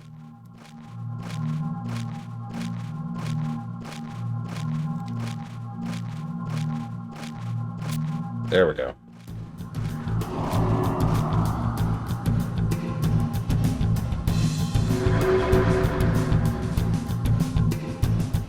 Yeah, D3 is a great game to play now. And indeed, I have actually replayed D3 as recently as just last year. I still had a ton of fun with it. I am actually pretty sure I will replay D3 again in the future.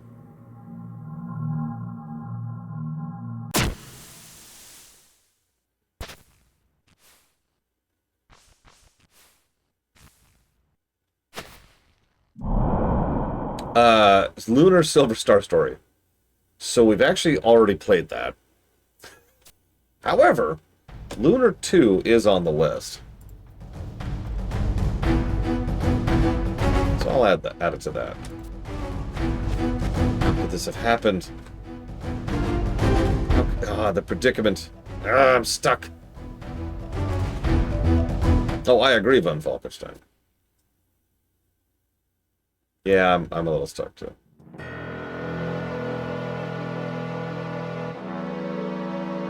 I was more impressed with Lunar 1 than I thought it would be. It didn't review very well, I'm not going to lie to you.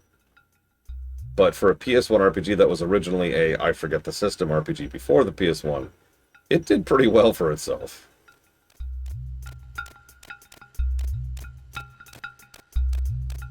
Like context, right? Sega CD, thank you. The enemy has deprived us of our most potent playing piece, our trump card. So that makes 2 good games on the Sega CD. I'm kidding, I'm sure there's others. I'm sure, like, surely one of the Phantasy Stars was on the Sega CD, right? How can we hope to prevail against an opponent that brought even Ringaling to heal? What should we do? What can we do? Oh, gentle Altana. Please guide forth your guiding light. Oh my god, cats! Am I right?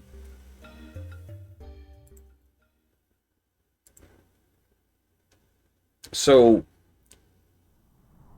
I wouldn't call Lunar a generic game, but it is definitely much more of a JRPG than, say, Final Fantasy or Dragon Quest.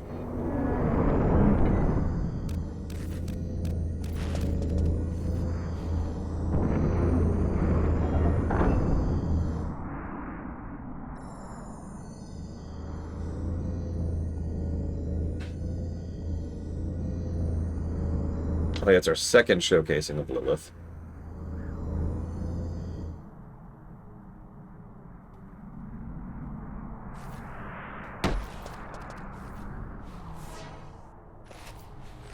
Mind how you conduct yourself or you end up short ahead. Since I didn't warn you.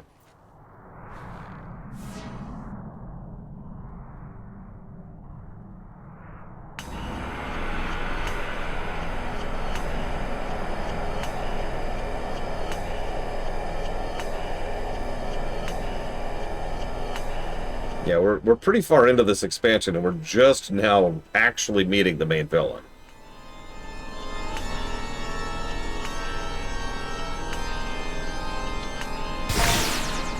Very good.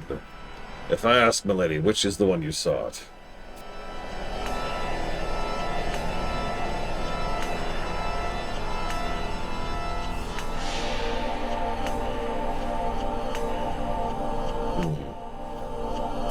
I see.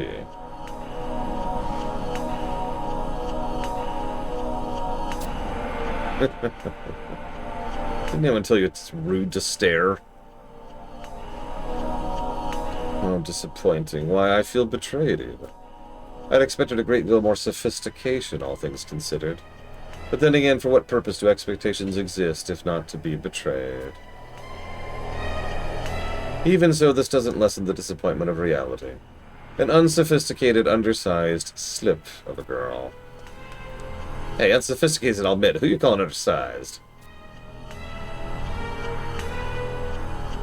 If I were to judge by looks alone, she'd be no more than a mere pawn. A throwaway piece.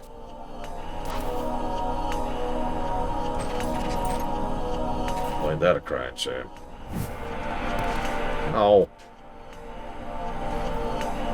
Hey, what do you think you're doing? Silence!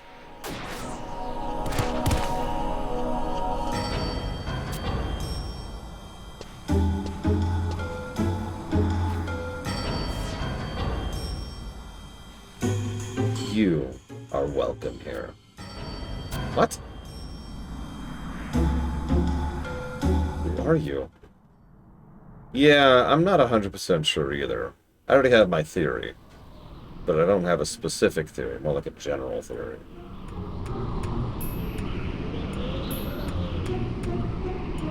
What could they intend for Lilith and Portia? Could be the two girls are essentially elements in their future. Necessary ingredients. But if so, in what way? I think it means she bears portents or something like that. Portents, excuse me, jealous. Lore Runner, you've come to realize too, have you not? The reason for coming to the past is for no purpose other than to steal the future.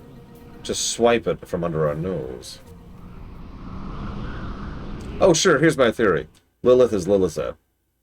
Probably an older Lilithette from the future or from another timeline. One of the two. I've actually thought that for quite a while now. What I don't know is the specifics. Is she literally from the future? Is she from another timeline? Is she a corrupted version of her? Is she a cursed version of her?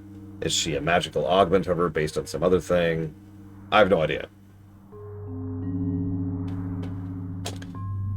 You could pass for identical twins, at least it's stubbornness, don't you agree? If you're tired of living, I suggest you keep wagging that tongue of yours. The manipulation begins. I know your heart's innermost desire. Your wish is to save the life of Ragelis B. Beaulemont, is it not? Join our cause and what you seek will be yours. The curse is slowly, but surely, draining away his life force, with but one eventuality. The cold embrace of death.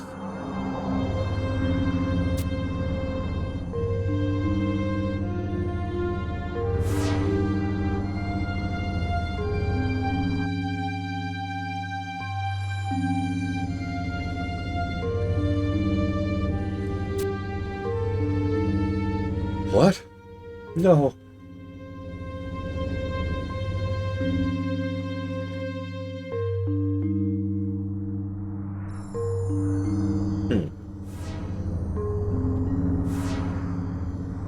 I just dislike horror in general. The way I like to describe it is there's nothing there for me. There's no positives for me to be had in horror. So I just tend to avoid it. No one, not that petulant girl, nor the felines, nor the so-called champions of the dawn, can save your beloved. No one can but us, the ones who cursed him. Of course you could cancel the curse you yourself put on him. See you around, Righteous Hand. Hopefully. Portia, you mustn't be fooled. Mind your manners. Ugh. What is that?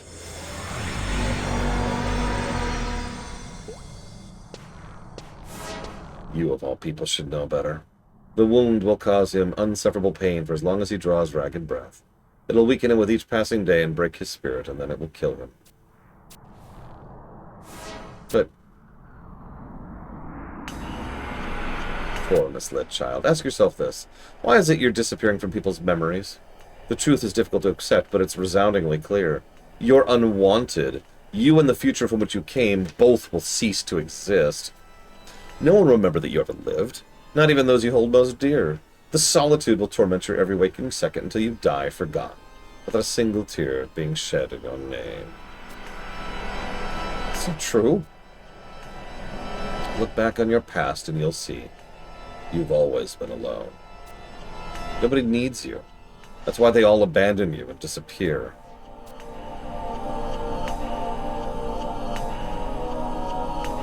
Lore Runner's different. He's also from the future. And technically another game entirely. Lore Runner. My tag team partner. He believes in me. He'd never abandoned me. But he's a level 1 smuggler. What could he possibly do? I grew wary of your petulance. Oh. Oh my god, you got a point, Blinterval! Stop it. I won't forgive you if you harm Lilith.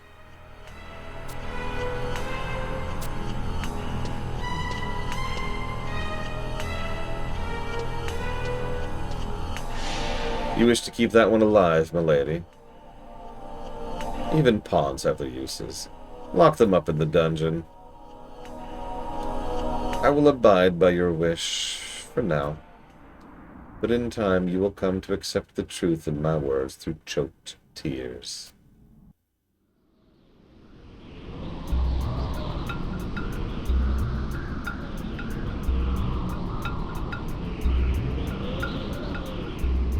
On our own, we don't stand a winds, elementals, chance, and Beauticine. We must return to Sandoria.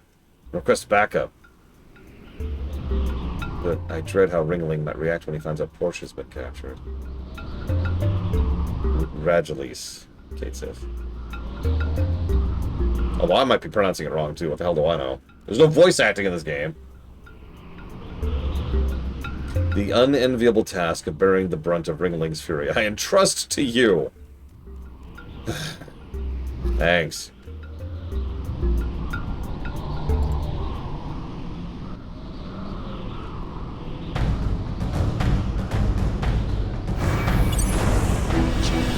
So, real quick. Blade Develop, do I care about any of the rewards from the signature quest?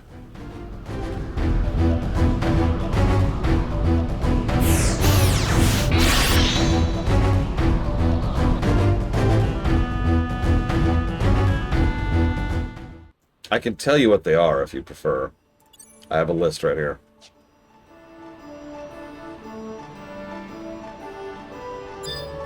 Yeah, make it easier to cross-reference.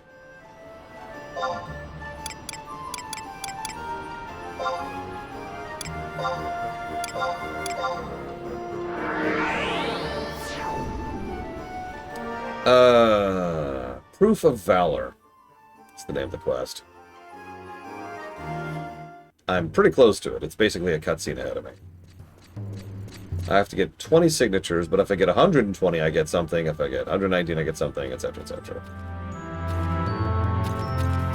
Okay. I didn't think so. Thought I'd ask. Better safe than sorry in this game.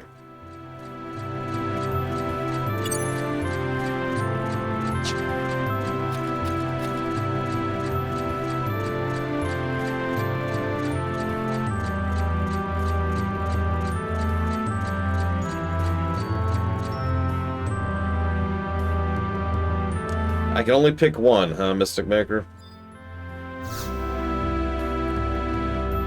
Well, believe it or not, I've actually got that answer ready to go for you, if you'll permit me a moment to do this cutscene first.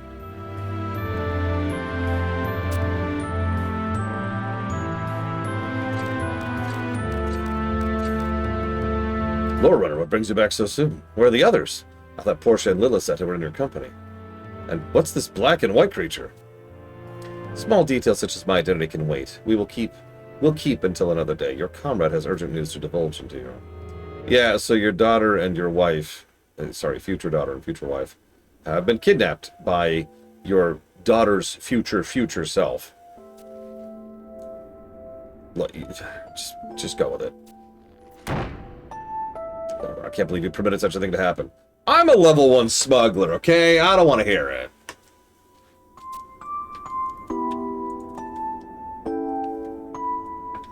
Saying the blame is not yours but mine.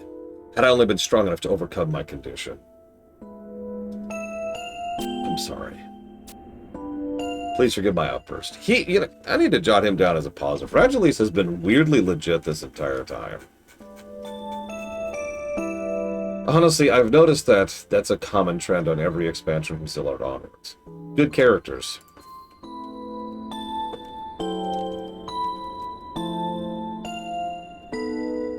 Yeah, exactly, Blitzdall.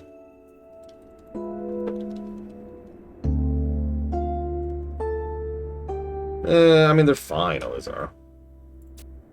Wait, you can't handle this on your own? You need to think before we act. Chart out each step. Also, you're still cursed, as a reminder.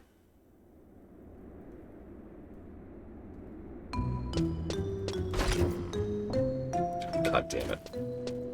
Actually, why are you not laying in bed? I need to sway you away from that harlot. I am your one true love. Oh, that's interesting. You're in no condition to be wandering about unescorted. Why this music? Noir... Oh, Jesus Christ, I don't know how to pronounce that. French! I thought you were engaging enemy forces at the other place. I had indeed gone and joined the fray, but that was only in body, for my mind never left you. In reconciling the two, I knew there was naught I could do but save one thing, return here to your side. I have no excuses to offer. My irrational behavior astonishes even myself. It's true what they say about love. It can drive a woman insane. I have arrived here just in time to hear of your intent to go north. It would be my honor to go in your stead and color the white snow of Beaudesine crimson in steaming heathen blood. Say no more, for bereft of love and honor, a woman's life holds no meaning. I'm not sure I follow. Ease, rest easy, Sir Achilles. What? For distance is no obstacle for two who are bound by destiny.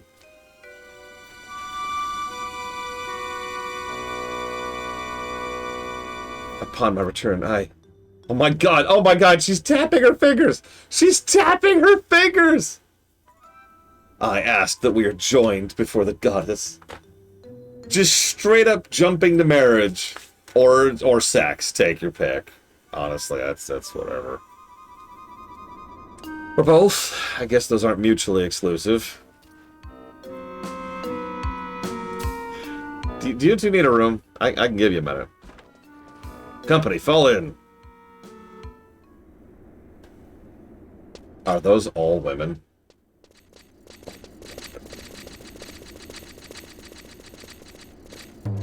The trials and tribulations of a heartthrob. This is no laughing matter. I know, and envy you not in the least. I came not to mock, but say that I too will depart for the north. I assume you're already aware of the Allied forces' preemptive strategy. Some time ago it came to light the Beastmen are amassing a sizable force in Valdonia. Noir's unit will have it, and my own have been assigned to the task of laying an ambush. What? I've heard of no such thing. Why have my Iron Crest Hawks not been called? The war is far from over, and you far from fully healed. Likely, the general deemed it that best your unit is kept in reserve. For Zero! I cannot abide by this. I will not be left behind. Gradually's, listen to me. The war is already lost if the knight captains cannot distinguish between duty and personal affairs. Consider this. Should the operation fail, and you were to fall with us, the kingdom's defenses would be severely compromised, and all would be lost. Now tell me, Portia, is she in danger? I thought as much. You sit tight, leave the matter to us. I'd say to leave it to Lorewrunner, but he's a level 1 smuggler. Don't forget Lilizet. Lilizet's in danger too. Don't look at me. Oh, understood. Counting on you. So why do we need signatures? Alright, this is a chance we've been waiting for, an opening. While the Madder Falcons and the Red Roses hold any encroaching enemies at bay, you and I will attempt to locate Lilizet and Portia, extricate the two damsels.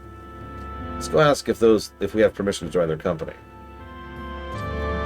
Yeah, they think Lorewrunner just has this squeaky female cat voice. You're the one who so rudely interrupted my private interlude with Sir Rageles. I was there first! This is Lorewrunner, one of Rageles' closest friends. Hi. Wish to accompany our units north? Having the honor of fighting alongside you in Laval, I know full well your battle prowess, however, absolutely out of the question. It is unfortunate, but I fear I cannot extend my hand in welcome. Our orders come from above. It's not our decision to make. Above all else, I'll not allow my unit's integrity to be compromised by unproven personnel. Unproven? What nerve? Surely you'll not take this insult lying down. Be walked all over? I don't know. This is FF11. All the entire game has been doing is walking all over me.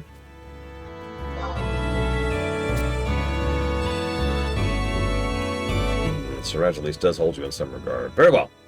I will retire temporarily to undertake pre-departure purification ritual, during which time bring us that which can attest to your martial prowess. Yep, so I need 20 signatures. Kill me.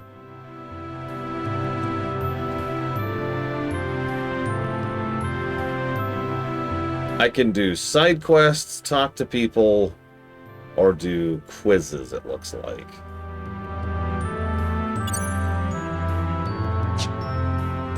Okay, let's do the quizzes, because I have a walkthrough. The most powerful tool in any video game. The legendary walkthrough. Oh god. Imagine if someone had a walkthrough in universe. Like, that's their superpower. Having a walkthrough.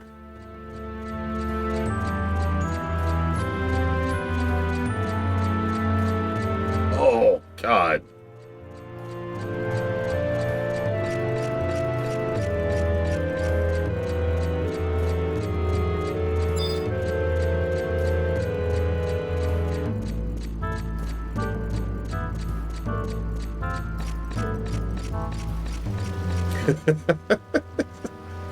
I have been told some of my quirks are quite amusing. To be clear, I don't really do that on purpose. Like, I'd like to claim credit, but that's mostly just me being me. Greetings. Anyways, Farul.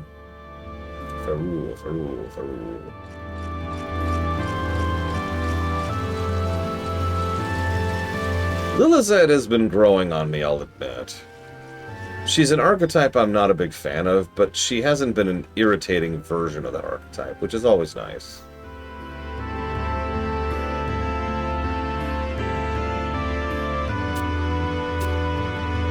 So, the Sora, Mr. Red.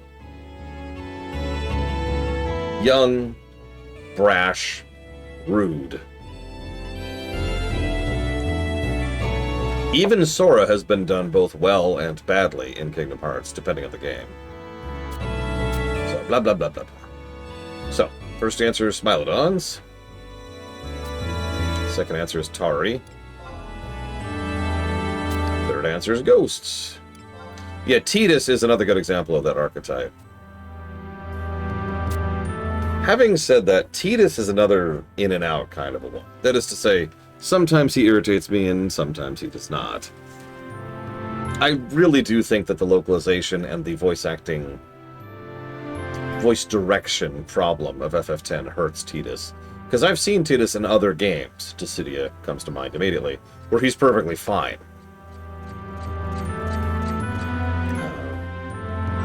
I-8, where's I-8?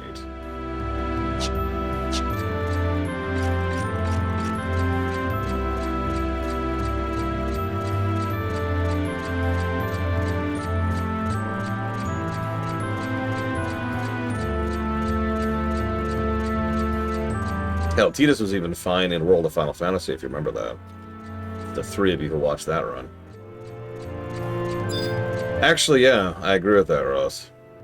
He has exactly one line delivery that irritates me in his inner monologue. Only one. Points if you can guess it.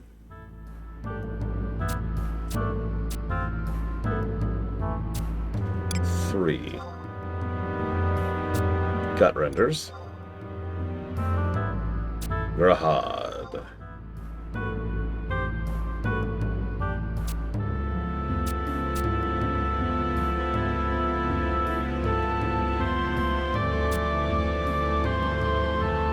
Yeah, it's right at the beginning, Ross. There's something... No, not the laugh. The laugh is fine. I know. We've argued that back and forth for actual years at this point. But I'm sorry, the laugh is fine. Right at the beginning, Tidus' narration is what I can only refer to as wrong. Like, his tone is wrong, his tempo is wrong. Everything about it is just weird. And it's also the only time his narration is thusly. Where are you? Are you up? Oh god, you are up. How do I get up? Looks like this way. Oh, there's plenty of dialogue that's bad from Tidus. Everyone points to the laughing. There's much worse than the laughing in FF10.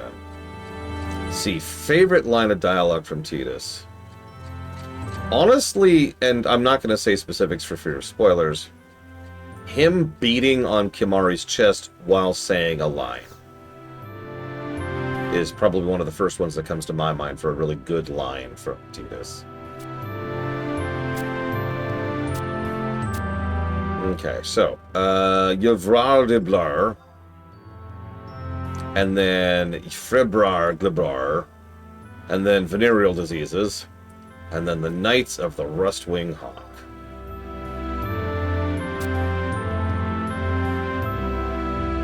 So how close is that, Ross? What's your favorite?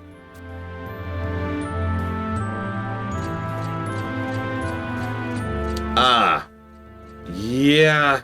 No, that's a good line, Ross. I mean, the whole ending, other than the final scene, is really good. So no surprise there.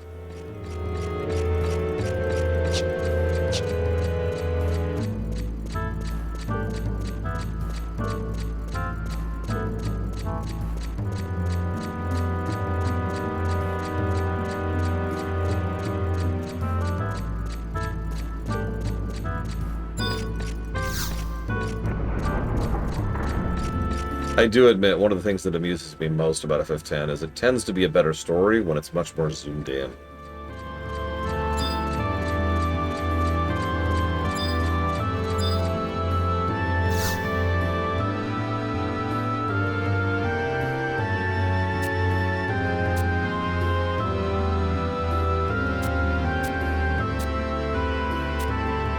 There's the current president of Bastok, Uwe Prin, obviously. The Mithril Musketeers, Clara Bester, Rebel Abkul, I actually knew that one. There are 12 units there. Choi Moi. How the hell do you know any of these questions? Good lord. Like, I know the answer to maybe 4 of these questions total. From just, you know, playing the game and paying attention.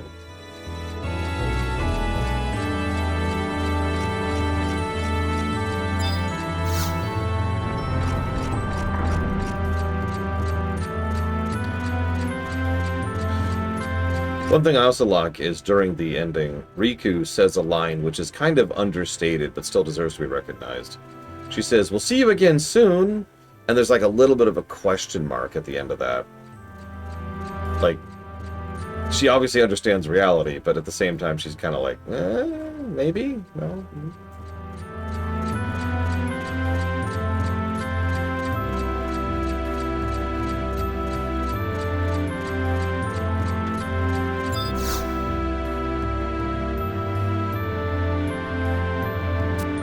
Okay, got our signatures. Woo!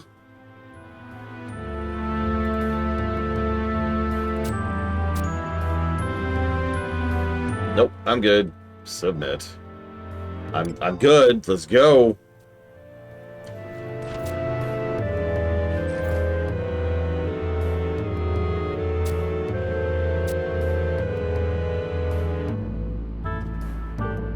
Okay.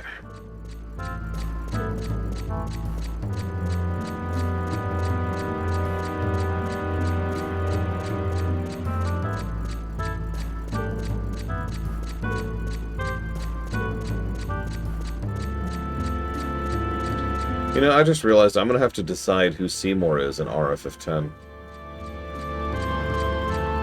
I know that sounds strange, but the current construction of the story I have for RFF10 doesn't really have a place for him. I'll come up with something, you know, hard mode, but I haven't even thought about it yet.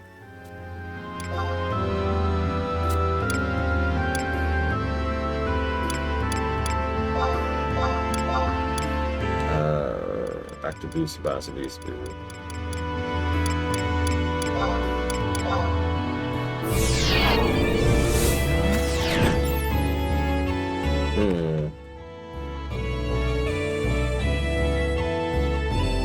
The brother of Takuvma. My least favorite Pokemon. I mean, I'm Bomb or whatever the stupid name is. Kind of sucks, but... Actually, I know a lot of people like Seymour. I admit I am not one of those people. But that's not why I forgot about him. I really did just not have a place for him. Game.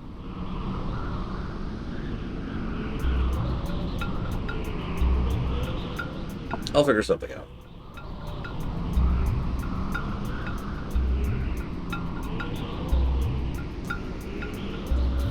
I mean, I could just use him in the same general role he was. Someone who is, for lack of a better way to put it, on the side of sin.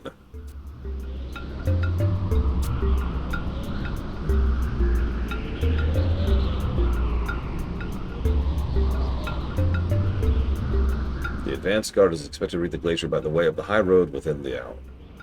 Good work, soldier. Intelligence reports suggest their intent is to merge with the main Beastman force in Castle's Fall. Our objective remains unchanged, the annihilation of the enemy force, and failing that, the obstruction of their advance. Let's review strategy. Matter Falcons will be here. The Red Roses will strike from the rear and seal off retreat. Cartoons will cripple the enemy in one swift blow. Lore Runner will be here, I guess. I don't know. Maybe. Shogyo, Mujo, Tesho, Meppo, Shumetsu, Metsui, Jakumetsu, Ira. Was Samurai added this expansion?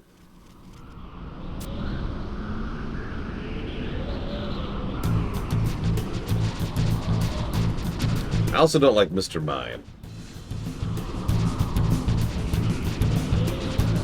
Or, Jinx.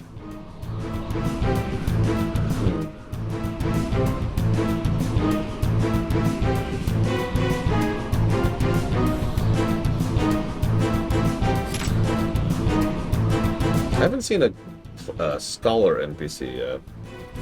But then again, I guess they don't always have to have one representative.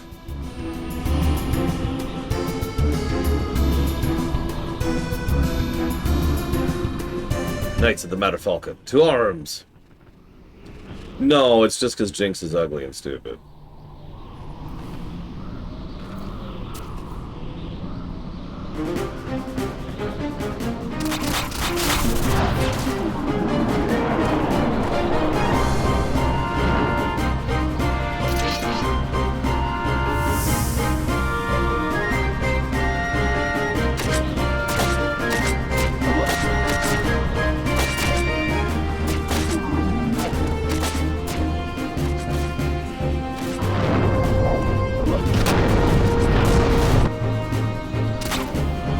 I suppose I still owe you an answer, Mystic Maker. The thing is, you clarified your question, so now I have to actually think about it again. Oh, man. Grimer, Muck is awesome. I'm not even joking. Muck is unironically one of my favorite poison Pokemon in the whole game. Now, part of that has to do with the fact that I've used him on several poison challenges before. Let me tell you, he is a beast. He is an incredible tank who can delay like crazy. And he gets most of the really good poison moves. Like, he's... what do I call it? He's a stalwart. I don't remember what the official term is. Why are you going after a cat? Megas don't count, Elizar.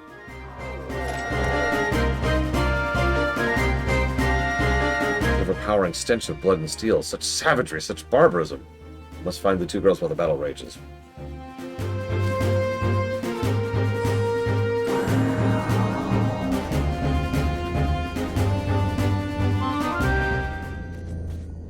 I mean, by that logic, a terastallized Charizard can be a dragon. That doesn't mean anything.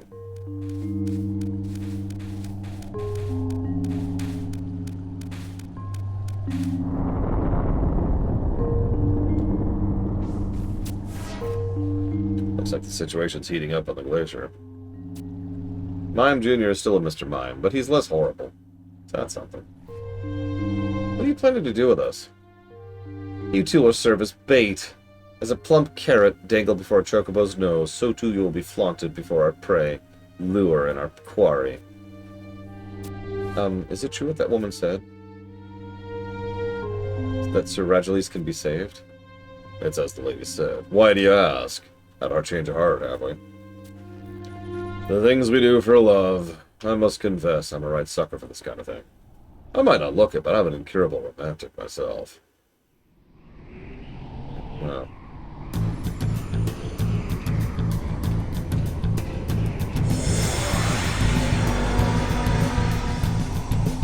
I do like how it remembers we have the bug on the jackass, so we can spy on him at any time. Yep. Stop doing the eye thing, it's creepy.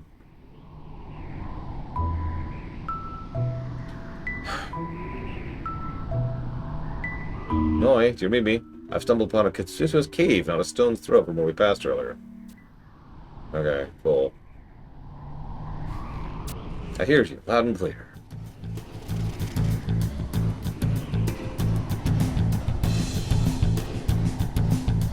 Seriously, we've narrowed down the girl's location, their whereabouts. Will you search for the two? Yeah. Understood. If you want me to kill the entire enemy force, don't worry. I brought trusts.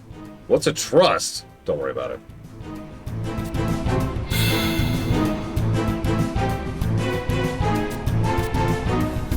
So we have a 30-minute timer to do this. Once we get there, if we get there. Oh my god, come on, let's go. Okay, thank you, game. Jesus Christ. Of course, I think I lost Mystic Maker. Okay, I need to get to there, which is one down, looks like.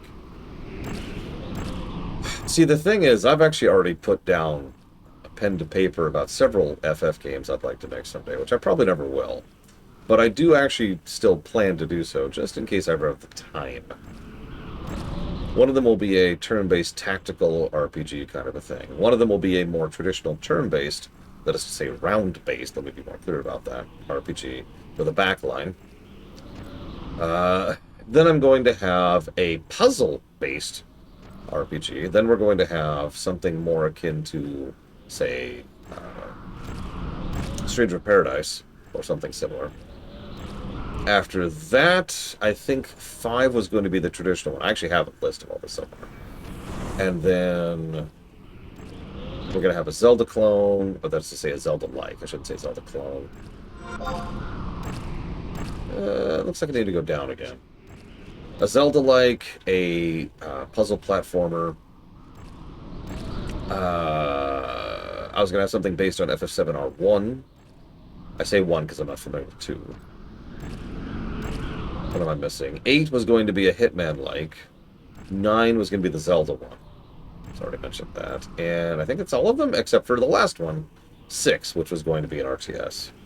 But none of that interests you. I just wanted to talk about that, because it's nice to keep it fresh in my memory, and hope that someday I can actually make all that crap.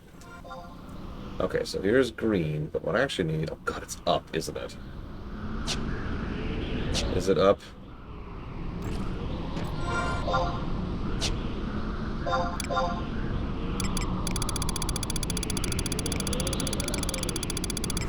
I have no idea. Yeah, in case it's not obvious, yeah, it's up there. Back up, back up. The idea is for each FF rewrite to have a different genre, even if it's only like a slightly different genre. Like a round-based RPG versus a traditional ATB RPG. Stuff like that, right? Anyways, getting off topic. What is an idealized FF is what you really asked me. Now, I think I've already mentioned before that I kind of don't care. Not as a derogatory, but come on, get out of my eye. I'm going the wrong way. But because more as a... What I care about is quality, right? If you make a true turn-based game like Tactics or 10, then I'm going to enjoy that. If you make an ATB game like 6 or 7, I'm going to enjoy that. Or 10 too. And if you make a Devil May Cry game like 16, I'm going to enjoy that as well. Oh, there we go. That's better. Where the hell am I?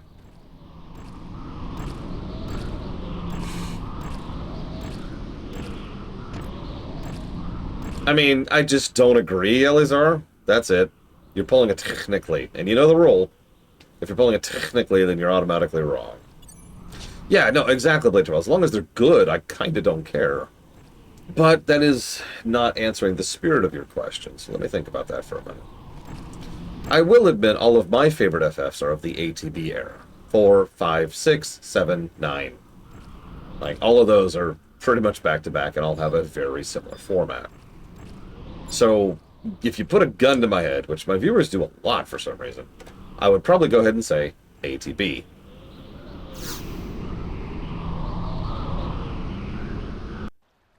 I mean, I'll Chrono Trigger while we're on the subject.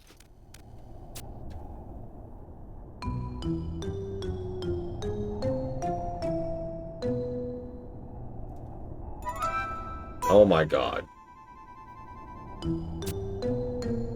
Sorry, I was just looking ahead a little bit here.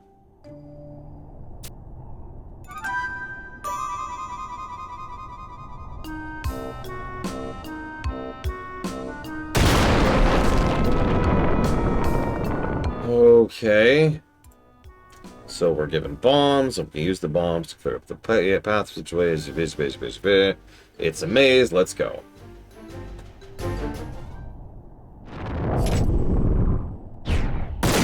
We can't even animate combat, so we're just going to do that as a fade to black. Remember, they don't know what class we are, or what weapon we have equipped. Yep, I get it. Yep, we'll use the bombs. Let's go! Let's go!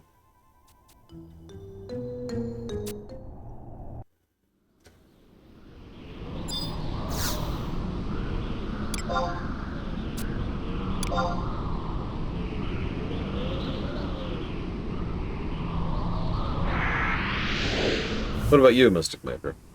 If you don't mind answering.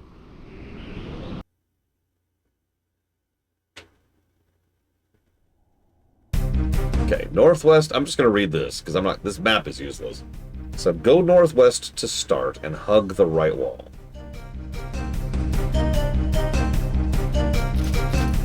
Wait until you get your spear, Mr. Red. I should do this just in case. I mean, it's worth noting, I rather liked FF16's combat. I had issues with its enemy design and boss design, but the combat was fine. Then again, I love Devil May Cry 5, so what the hell do I know? And Stranger of Paradise, while we're on the subject.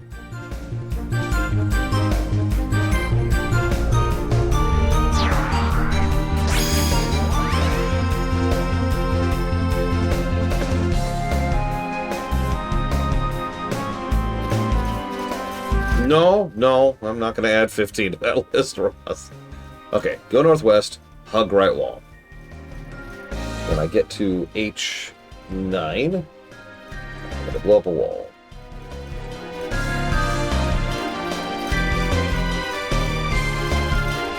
R1 was pretty good. It has another issue, but that issue is a solvable one. Is this? Yes.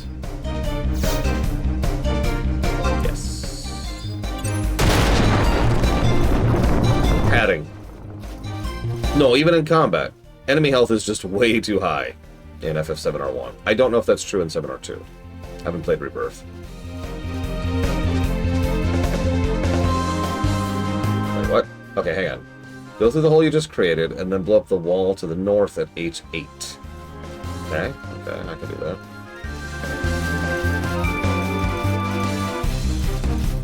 Do not kill this Reaver. Okay.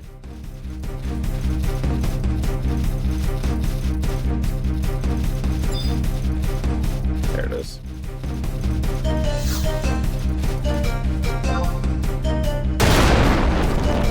Now we killed the Reaver.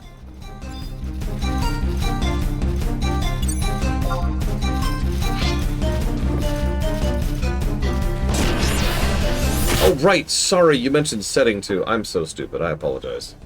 Come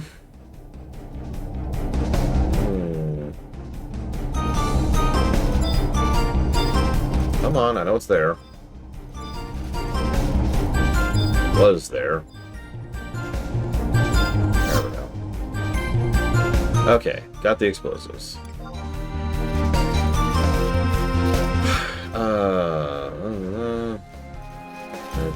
Blow up the wall to the southeast at I9? What? Then why did I blow up this wall? Alright, whatever. I'm just gonna go along with this. So go to I9. That would be here, I do believe.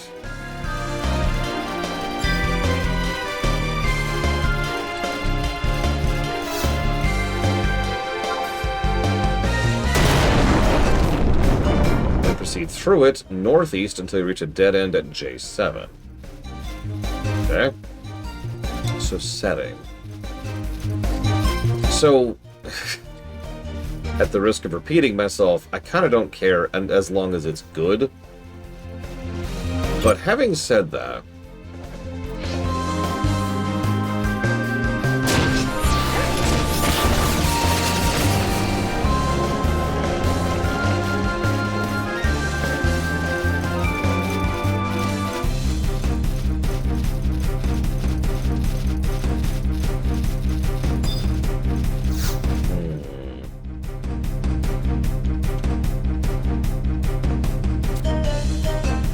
even a dozen explosions couldn't detonate this. But wait! Jars of fire sand. Aha, yes, of course. The goblins. Yes, yes.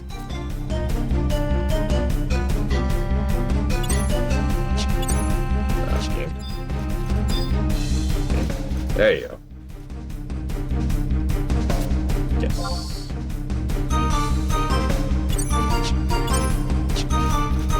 Okay.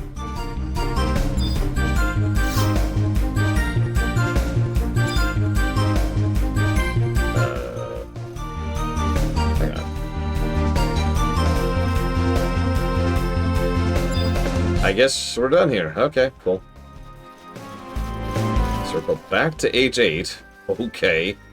Oh, I get it. Alright. That makes more sense. So I'm not like... Obviously FF6 is my favorite FF, but a lot of that's just based on the quality of the game. The steampunk setting is cool, interesting. Like, it's nice to see the beginnings of technology, right? And mechs are cool, and airships are cool. I love airships. But if I'm being honest, the setting of FF12 interests me more, which is a little bit higher tech, while still retaining its fantasy vibes, right? They just use magic in place of a lot of things we would use technology for. I will admit, to use a specific example, I prefer 12 over 13 setting-wise, even though both kind of have the same overall, I guess, result. I like the vibes of 12 better.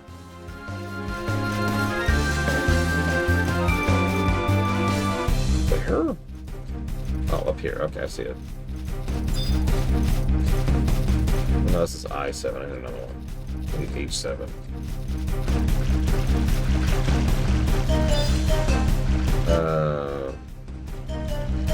Oh, that might have been it.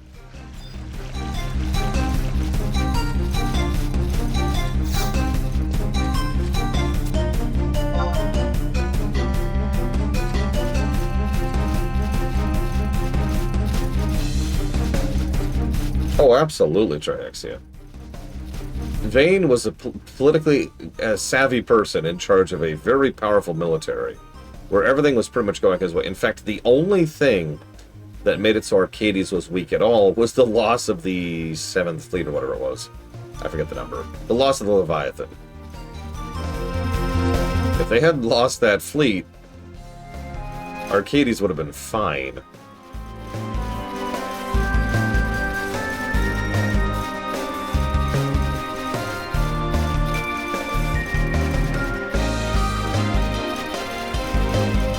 I think I'm going to commit. I think that's the kind of setting I'd go with Mystic Maker. It's technically high-tech, but it's very fantasy-coded. Whatever you would call that. I guess that's just high fantasy at that point. Like, they have airships and, you know, phones, you know. Oh, okay. Okay, so I need to blow up the southeast wall at G8. Science fantasy, maybe? I don't know. Also true, Trihex, yeah. Who has a better political mind, Vane or Delita? That's actually kind of a tough one. Yes, this one. I would honestly... What? Oh, I need to go get some more explosives. I would honestly lean a little bit more towards Delita there. Delita was doing exactly what a political manipulator does. They are weaker, they have less resources, less power, less everything. And they're still managing to outmaneuver their enemies, right? Yeah, exactly, metaphor. By contrast, Vane had a lot more advantages. Yeah, exactly, Ross. Vane had a lot more advantages on his side, and, more to the point, was much better a military strategist than a political one. Not that Vane wasn't good at politics, but he also knew how to completely outmaneuver his enemies in actual battle. right? Put simply, I think Vayne would beat Delita in combat. There's one.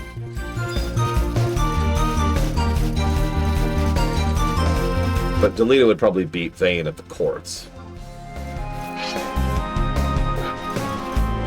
Delita did have tremendous luck in having Ramza existing. However, luck is not everything. He did also take advantage of the fact that Ramza existed. Remember, luck is only half the equation.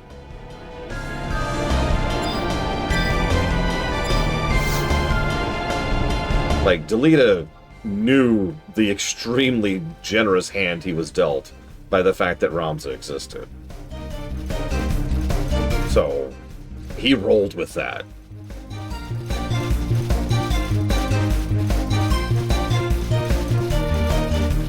I mean, everything to do with Meliadul, right?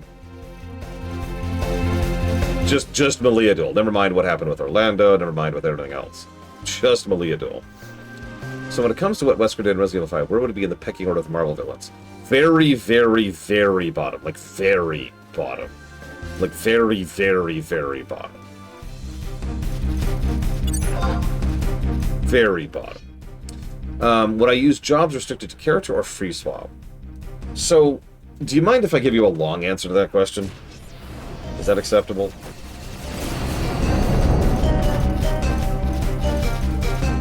Okay, so now I go this way. I have put a tremendous amount of thought, effort, and analysis into Final Fantasy IV versus Final Fantasy XII, is how I like to phrase this. Use an explosive, yes. You have to say it right. Complete global saturation. I9. That's going to be straight east, I think. In FF4, you have no choice whatsoever. Your characters are handed to you. The end. Ignore the DS version for a second. So there is absolutely no player choice in terms of build, right? There's nothing there. It's just you're stuck with these characters. Live with it. FF12 is the total opposite of that in everything except for the international version. Come on. How have I run out of explosives? What? How am I out of explosives? I've only used one.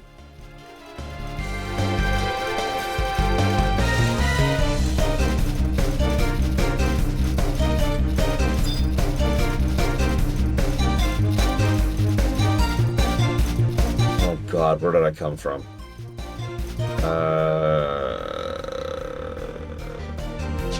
Try this.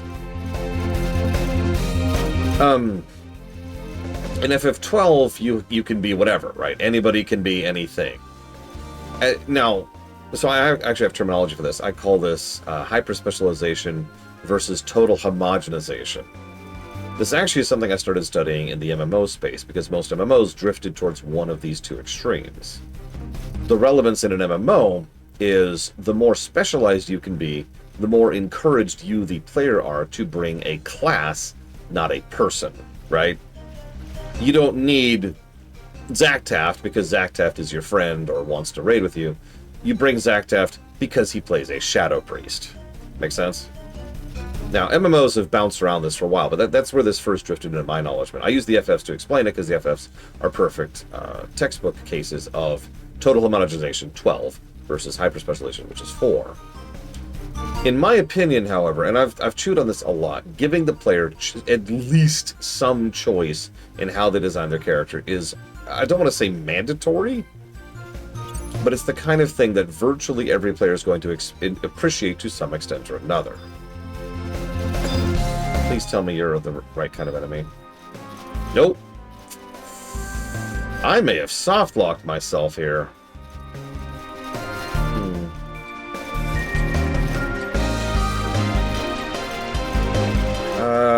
Okay. Well, let's go ahead and kill this and see what happens. I don't know if anything respawns in here.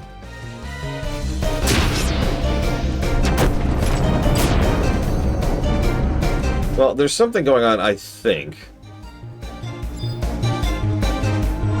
That's a good good point. Let's just do a scan for... And, oh, thank God, there's one!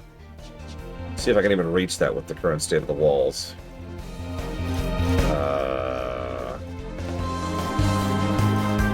Nope.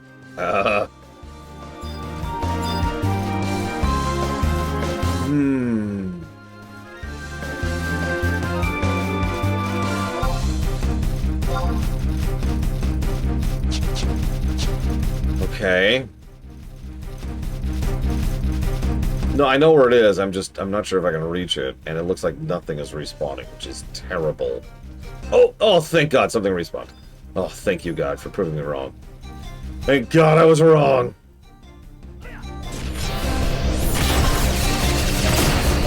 Okay. I don't know what my time is left. I do have a limited time in here. If you're aware of that. Come on, finish dying so I can loot your corpse. Come on. Come on. There we go. Okay, where the hell was I? I'm actually turned around now. I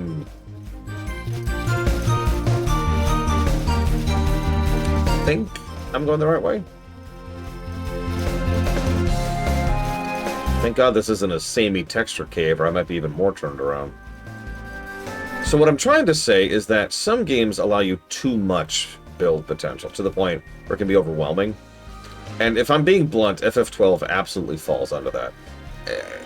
The older I get, the more I think that total homogenization is just not as good. It's a different type of design, so I hesitate to call it worse. However, it's worth noting that it is also less design. What total homogenization means in practical application is you bring someone because you like them cosmetically, right?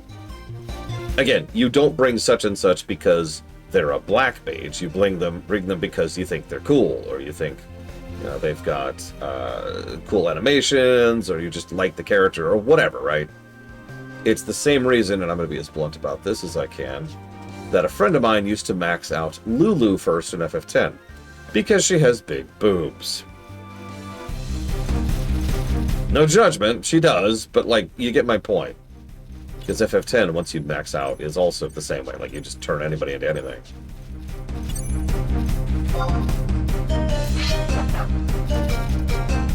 So, we have to have some build potential, but we have to have some distinction. Now, I know this is going to sound like a duh, but I think FF6 is actually a really good in-between here. Is this not it? No, it's got to be the next one up. Okay.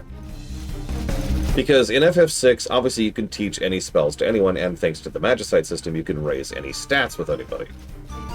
But Edgar is always going to be different from Sabin, because they literally have different kit. Make sense?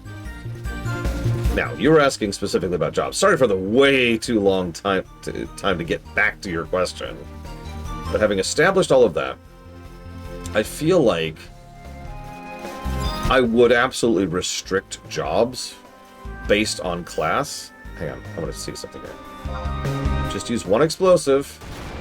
Just the one game. Jesus Christ. Now, I feel like... See, I'm a big fan of the pink Darth Vader concept. I feel like I would either let the player decide what class they are, Baldur's Gate 3, or I would limit their class based on something that makes sense for the character.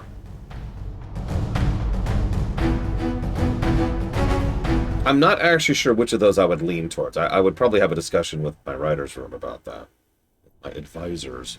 Because both make sense for different reasons. Allowing the player to decide which classes which people are kind of still lets them bring their favorites, but at the same time has the same issue of... I'm sorry. It has the same issue of just bringing your favorites, but still has some restrictions in place, so you're still at least thinking about your setup. By contrast, restricting you based on character means you're probably going to bring Cecil not because you like Cecil, but because he is a Dark Knight, or Paladin, as the case may be. And if I'm being honest, the latter just has more gameplay potential. Now, that's still on you, that's to say me, the designer, to actually do something with it, but that potential doesn't even exist. Or if I could summarize all of this with a simple sentence, I would prefer to avoid making a game where we are a smuggler. And in the off chance you don't understand that, this is for anybody in chat, not just Mystic Maker. In Tor, once you get past the initial quest chains, the game doesn't know what class you are. And all 8 classes from both sides do the same quest chain from vanilla onwards. That has issues, because they don't know what class you are. And so the animations are kind of weird, and some of the story motivations are kind of weird. And there's a lot of problems in cutscene construction and narrative flow, because they don't know if you're the Jedi warrior who defeated the Emperor, the actual embodiment of the Emperor himself, one of the most powerful sorcerers in the world, or the galaxy, excuse me, or a smuggler.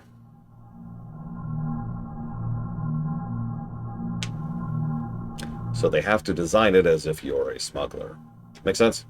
In other words, I'd like it so that if there's a cutscene where it acknowledges your party, and your party happens to include, made-up example, Rydia and Cecil and Cid, it knows that Rydia is a summoner, it knows that Cecil is a paladin, and it knows that Cid is an engineer, and it can do stuff with that. They can have custom animations, they can have dialogue that's relevant, they can show the cutscene progression that acknowledges the party you brought to the scene.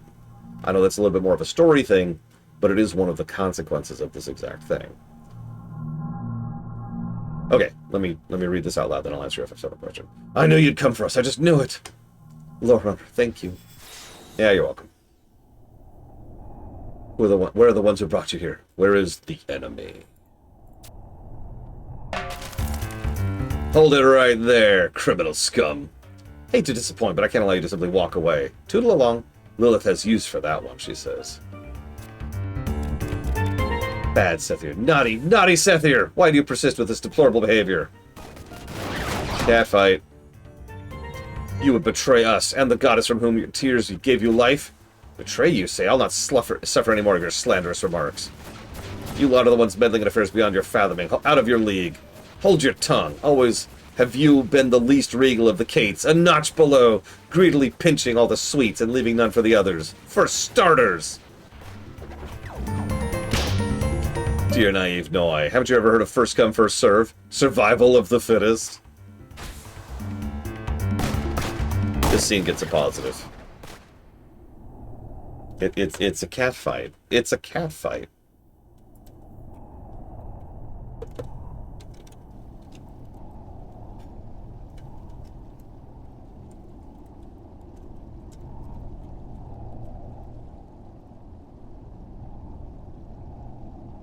The nerve. All Cates assemble. Gather around.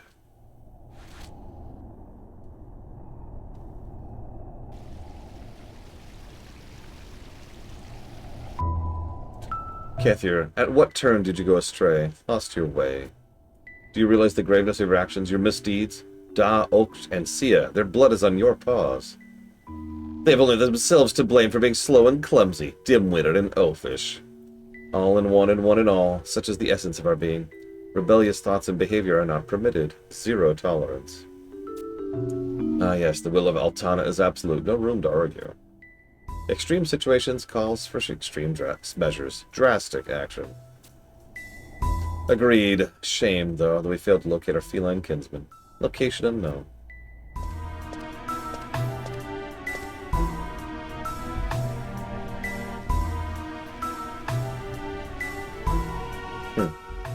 You can't. Can't you ever get straight to the point? Not beat around the... I'm even beginning to talk like you. Take us where that stuck-up, self-important woman is. I've got a score to settle with her. And now I got Lord Runner back. No, we're not ready for the final boss yet. Okay, fine. Let's go to the final boss and get our asses handed to us so we can go gill her later. Huh? You really don't have an inkling, do you? Happy in your ignorance? What do you mean? Let me ask you this. What determines the future? How are things decided? What determines the future? What a silly question. That'd be us, of course. We're the ones with the power to decide. Wrong answer. Have you looked at the sky recently? Tilted your head, the comet that draws near, whose advance will be stayed by none. Actually, I have noticed that comet in the sky. Atomos. Atomos is what will decide the future. Decide our fates. What? What the world are you talking about? So, which future will be judged dispensable and swallowed up and erased from existence, wiped off the map of time? You'd like to know, wouldn't you? Now let's go straight to the source. O fearsome distorter of time, devourer of memories and decider of fates, heed my call and answer my plea.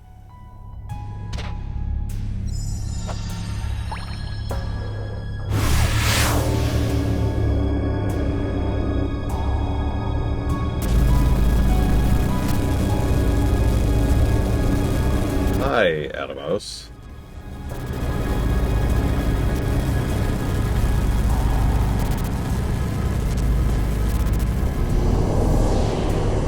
And I quote, "A cavernous maw."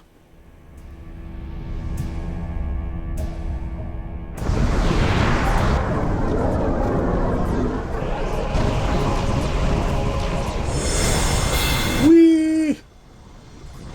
Well, we're dead. Or, I guess, worse than dead. Whoops, now I've gone and done it. Swallowed her up, gulped her down. What are we to do? Oh, goddess, deliver! What should we do? What can we do? Keep your heads about you, people. Maintain composure. Everyone, remember the words of Altana, the wish of the goddess. Harbinger cometh, the champion of the dawn shall descend. With wings divine, in radiance blessed, the eternal night is end. My foolish kindred, were you expecting a miracle to happen? Divine intervention? Yeah, actually.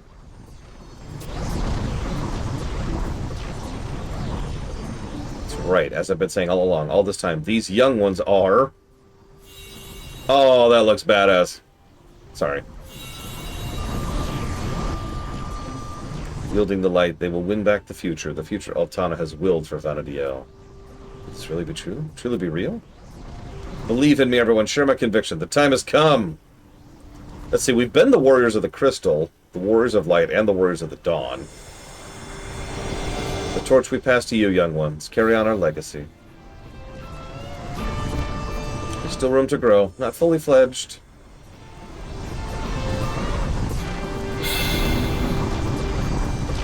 But we know you won't let us down. Shan't disappoint. This too is the will of the goddess. Altana's will be done.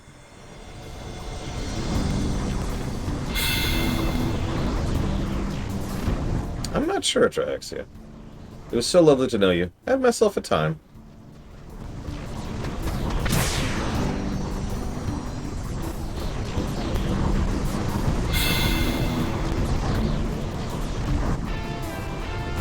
Oh, wait, there's no need to do anything rash. Uh-oh, this doesn't bode well. Bodes ill, even.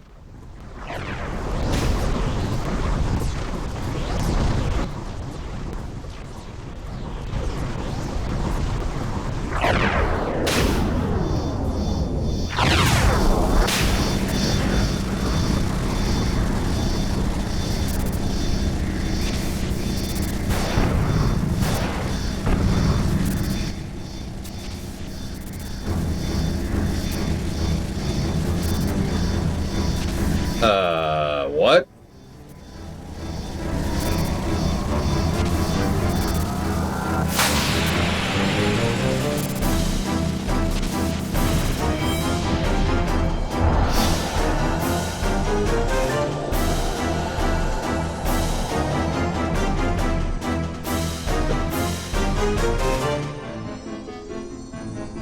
Hi, Kate Sits.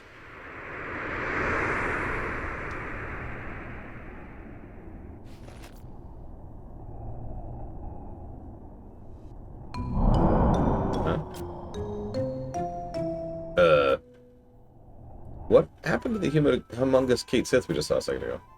I stand right before you. Introducing, ta-da, the new and improved Kate Sith. New and improved, you haven't changed a trifle. I was hoping you'd wall off the enemy in your grotesquely enlarged state.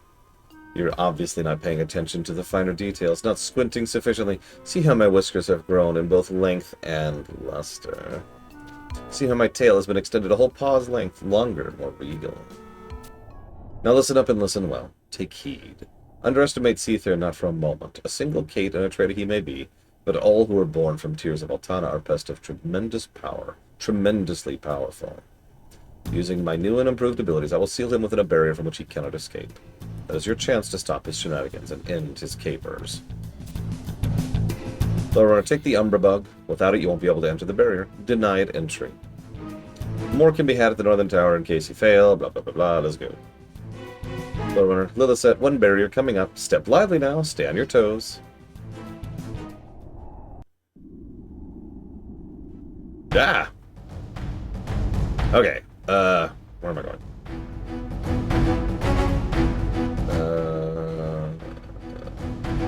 Way up there. Why is it not here? It's kind of a weird question. Why do we have to go somewhere else to go where we are? I know, coding. I get it. I do actually get it. I do, I swear. Any RPGs where the main character is a support class, I'm going to automatically discount any RPGs where you can choose that.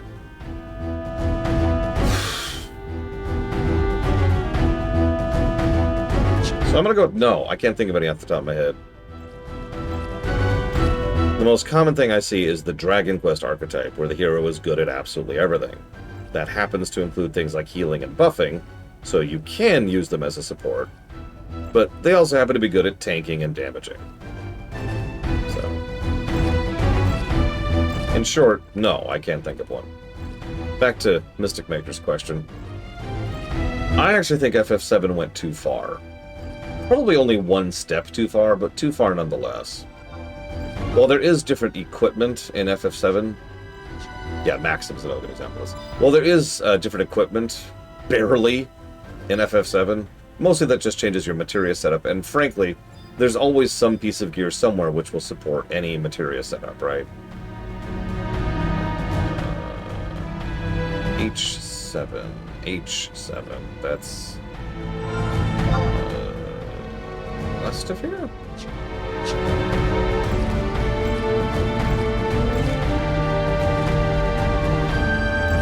So this is H7, so it's down here, okay. Campaign's over.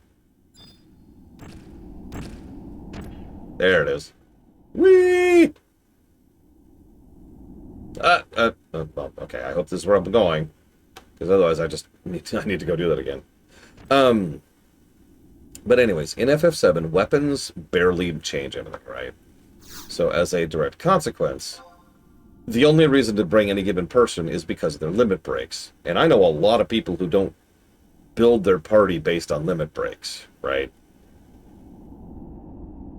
So they just bring their favorites. And that's FF7, right? It's the same problem as FF12. Now, Expedition 33 is interesting, because E33 is kind of similar to FF6. You can change just about anyone into just about anything, but the very fundaments of how they play is always going to be a little bit different. Honestly, I would say Expedition 33 is a good expansion of the FF6 concept.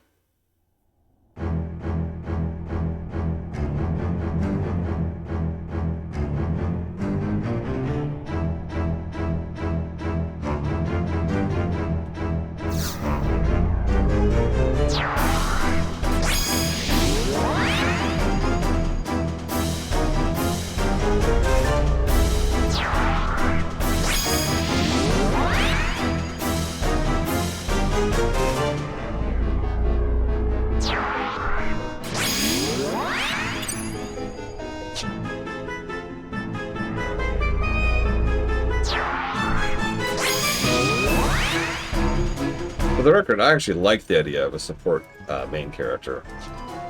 It's not common because of the usual reason. People want to play the hero, right?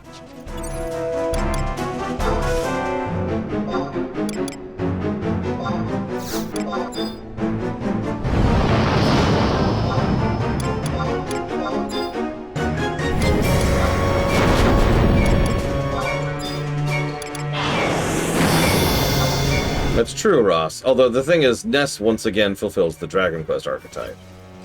He is a good healer, good caster, good tank, and good melee. He is good at everything. Which makes sense, because Mother 1 and 2 are both very deliberately designed to be Dragon Quest games. Come on, a little bit more. There we go.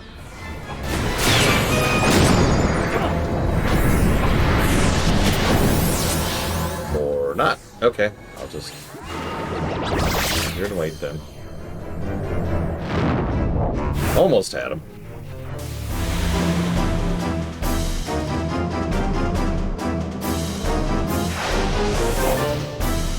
Any day now. There we go.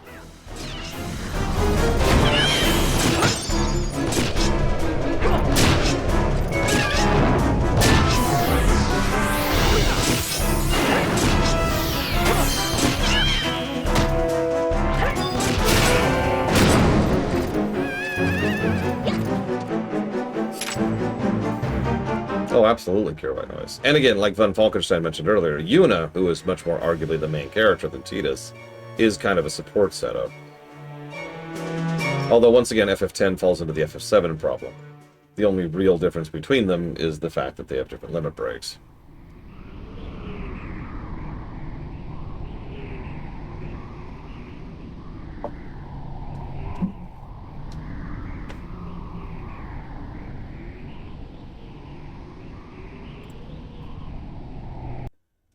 Yeah, Paula is our best caster nuker by quite a margin in Earthbound. Did we do it?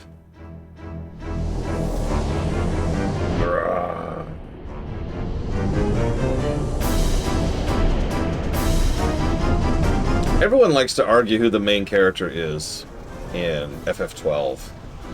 For the record, I firmly think it's Ash. No, I refuse to accept this. Won't end here. Like this. Lilith. Yeah, Elizar.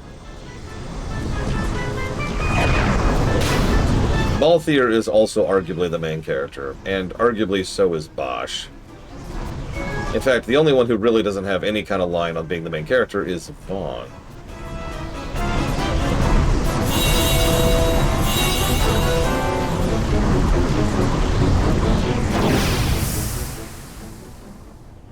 Oh, I don't know, I'd have to look then Earth. I've never even heard that song, Elizar.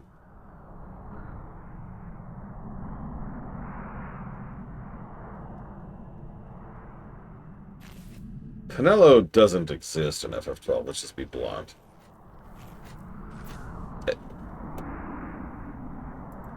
Alright, what is this place?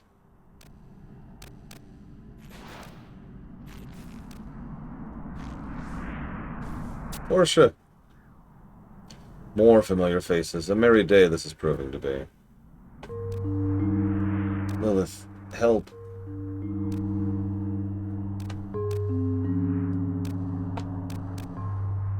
And now Lilith has to prove she's evil by killing her own minion. Take not another step, cat.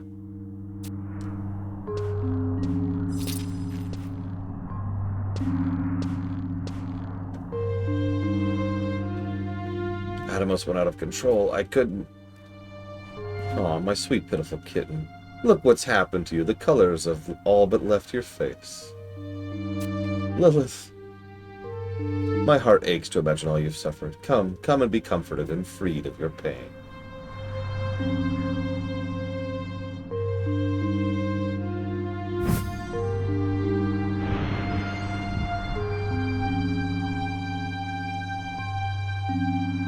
Now tell me, if you will, how was it you allowed Atomos to swallow her up? You ought to counter your the star she wasn't digested. Still, I cannot overlook such a gross act of negligence, nor can I allow it to go unpunished.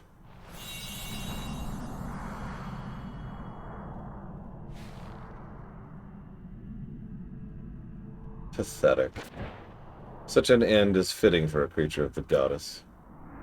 Poor thing. What? That's the first voice acting in the entire game! Oh my god!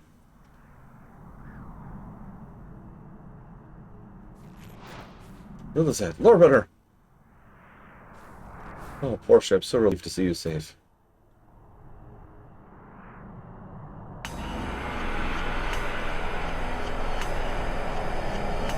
So this is the Lore Runner of whom praise is so copiously lavished. Tell me, Kate Sith, this Lore Runner here, is he one of the pieces you dug up? That's right. Well, you've done well for yourself. A passing glance is enough to reveal the intriguing man he is. Lower to the winged woman who stands before you. State your impudence, cat. You speak in the hallowed presence of the Most High, Lady Lilith, Vana'diel's great leader and custodian? What? What? What's that supposed to mean? That's exactly what it means. The Vana'diel over which Lady Lilith presides, however, is not the decadent, stagnating realm whence you came, but a future where men and women of incomparable valor and courage take to battle still. An alternative Vana'diel where the conflict rages on. Look, I could care less for esteemed personages and war-starved. I'm here to retrieve everyone's memory. Give it back. Give back? How does one give back that which one did not take? Might you be referring to these? These little orbs are memories taken from your dancer friends.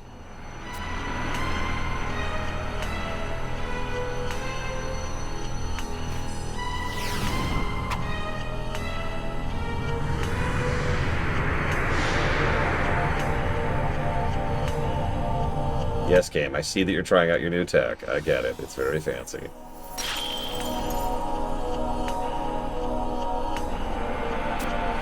Sealed within were their memories of you. Each orb a seed might have sprouted and bloomed into myriad futures.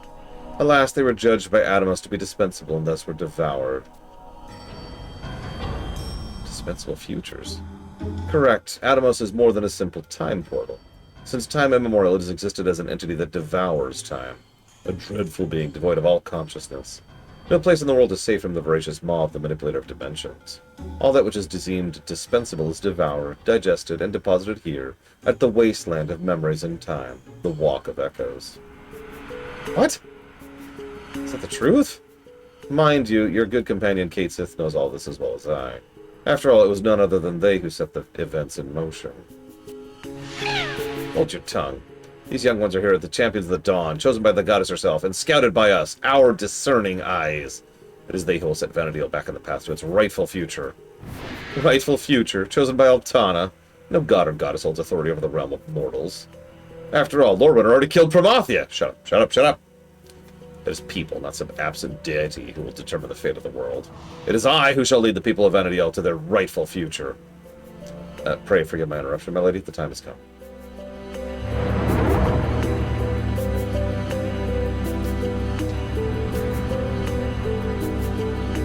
You wish to return home? Then go. You have my leave to return to the reality whence you came.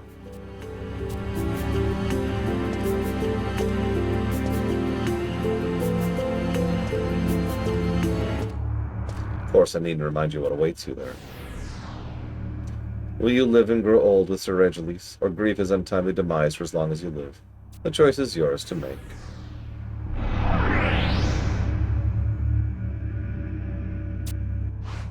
Of course you know this isn't the way. I'm sorry. Forgive me. I must join the evil ones.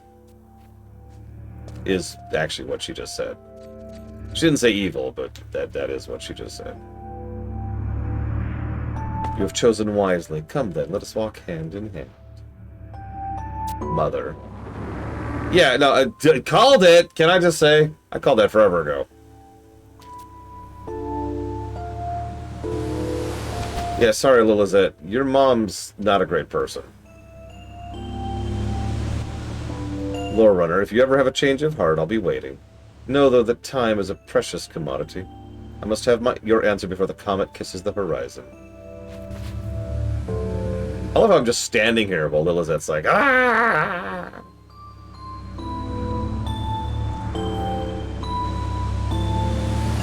Remember this. The future will choose me. Look, I would, but this popcorn, you don't even know. Like, the Atomos dimension has tons of really good popcorn. Cait Sith, no! Hang on. Okay, whatever. Well, we can't succeed at anything, can we?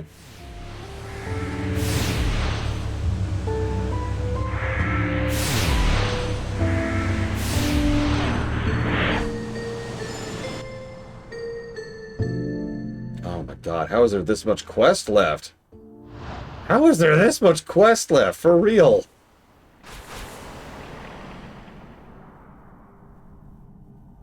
Sorry, I just glanced ahead, and it's just there's this gigantic, endless array of death in front of me.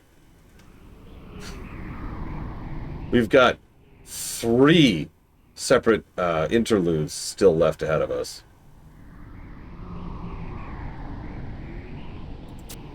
Wait, which one, Linarith? I'm rather fond of everything I've got set up here. But of course, we all know the best part. Behold, Lunarith! Hi.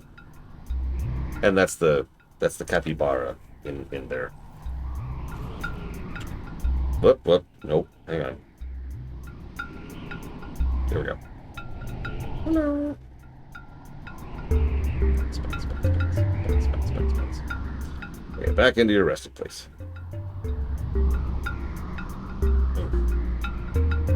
Yes, we have finally hit Sharkception.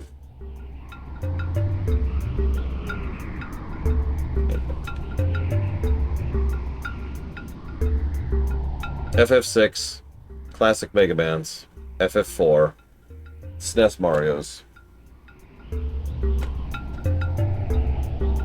FF5. I made all of these. They're all custom by me. I am quite proud of them.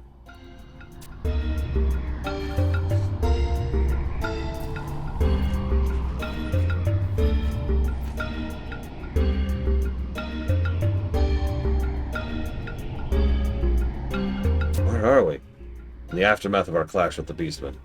Though we slayed several score enemies and diverted an equal amount, still too many were able to flee to Castle Zval. And as if to mock us, scouts reported Zval-bound enemy battalions continuing to swamp us without pause. Make no mistake about it, 'tis here in the snow-wept valley that the most decisive battle be raged, and the outcome of the war decided. You know, that's true, Blade Zval. You are actually correct. I'm just discouraged for unrelated reasons. Portia is still in the hands of the enemy. Is that so? Keep your chin up. We will find a way to rescue her yet. Yeah, rescue her. Yeah. Anyways. Like, I'm trying really hard not to sound whiny, but god damn it!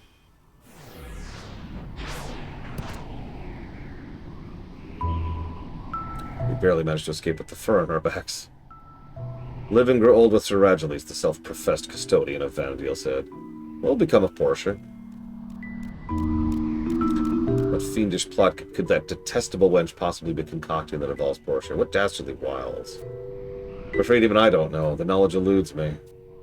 Lord Runner, we should return to Sandoria. We should tell Rageles that his wife decided to join the bad guys because she's an idiot. And yes, these are the Proto-Mikote. Or, no, sorry, that's not true. Sorry, the Mithra are the Proto-Mikote. Oh my god, Ross! Wait, let me guess. In and out.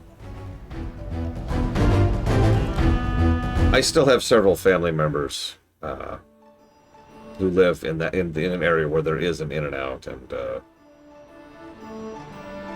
well, you know how for their many sins, Chick-fil-A has like revolutionarily good methods of getting through its line very quickly and efficiently.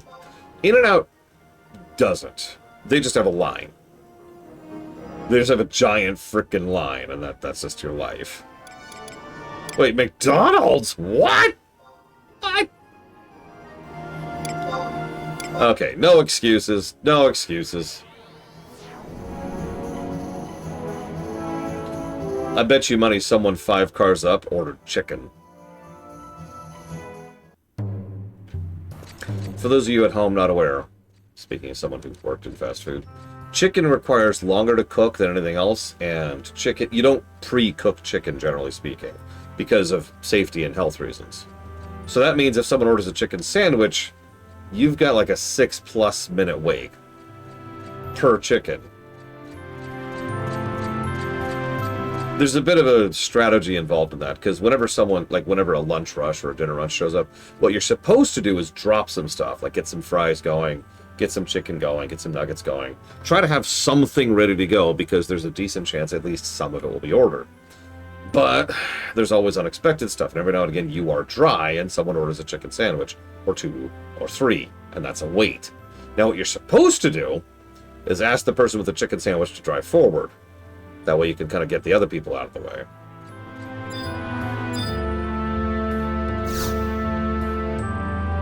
You know, get them their freaking food. A good test to eat chicken that is boiled in butter only. That sounds so disgusting. Oh my god. What in the world? Okay, now that I'm done vomiting everywhere. Sir Rajalisa waits within. Please come with me if you will. Yeah, people on the internet eat chicken that's cooked in NyQuil. That doesn't make it good.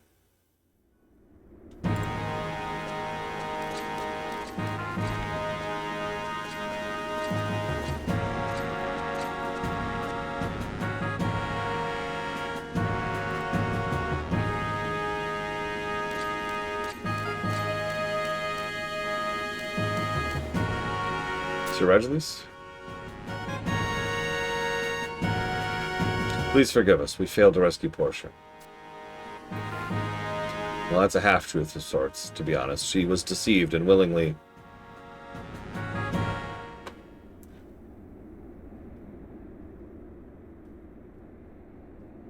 Beg your pardon, but have we met? What? Your outfit tells me you're a dancer of the troupe Mayakov, though I must confess I don't recall having seen the pleasure of you on stage. Great.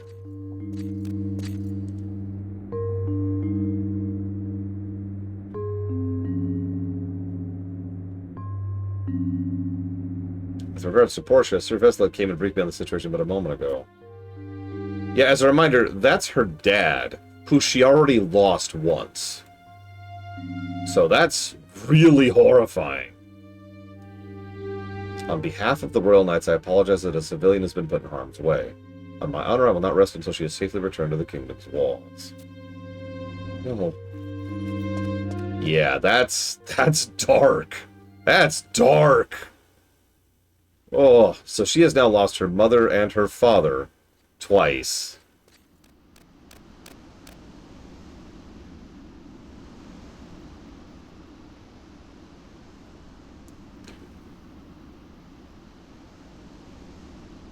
That's good time to go do some Nation Quest, which is literally the next step, by the way. It's okay. It's an escort. It is, in fact, 2 escorts. Even Father has forgotten about me. What's going to happen? The future we came from, is it really going to disappear? Should things continue as they are, your future is grim indeed. The enemy always seems to be one step ahead of us, have the upper hand. Unless the tides can be turned, and soon your very existence is at stake. But what can we do? I've tried so hard, yet nothing seems to change. Is it because I'm too weak? Would we stand a chance of winning if I was stronger and more grown-up like Lady Lilith?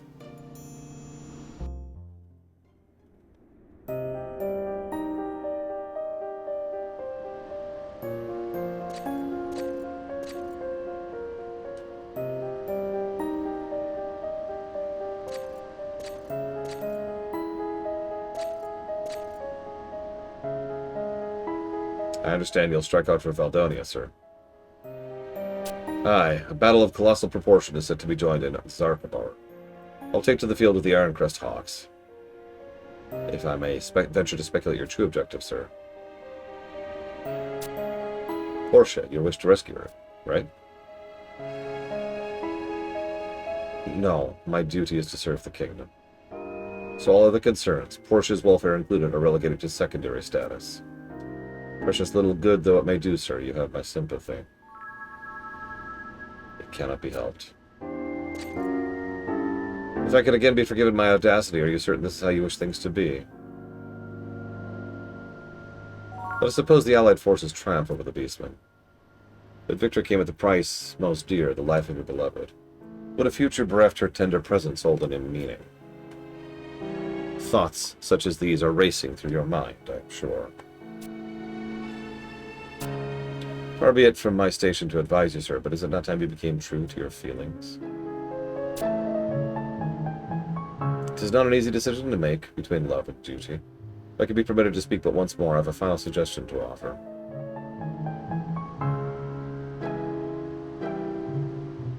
I'm secretly an infiltrator and therefore evil. I mean...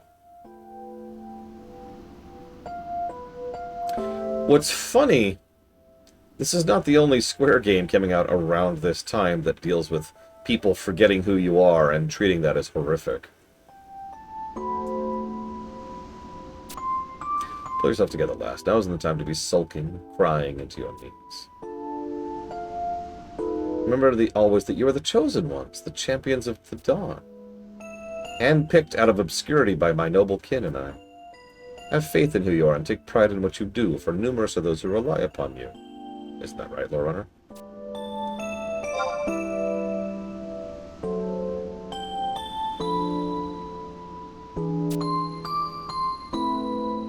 Say something else to cheer you up. I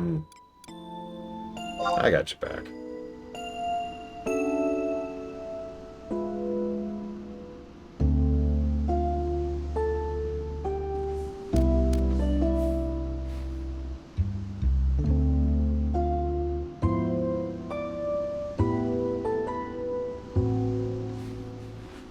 Okay, I feel a little better now. Just the knowledge that I'm not alone, that you're with me gives me heart. Don't worry, I won't forget you. No, seriously, from my understanding of the rules of the time forgetfulness thing, I don't think I can forget about her. Because anybody would forget about me the exact same way they would forget about her. We're both from a timeline that's currently being, I guess, dissolved is the word I would use. Kate Sith, you said the two futures are in contention for survival. What must we do to ensure the continued existence of ours? Asking me, infinite possibilities, unaccountable factors. Are you really a servant of the goddess? Your lack of solutions make me wonder sometimes. Come on, we'll put our heads together and figure this out. Why don't you go do the nation stuff? Now, where did Layla Loth and her lackeys come from? Future. And what kind of world is that? The war is continuing on forever. And where do you think the key to victory lies? Lady Lilith's scanty attire. That's right, the future is one where the Crystal War never ended. Which means at some point in the war is a decisive moment, a moment of divergence from which two futures branch out. Do you recall the glowing object rising towards the heavens when you had felled the band of demons at the glacier? Yes, actually.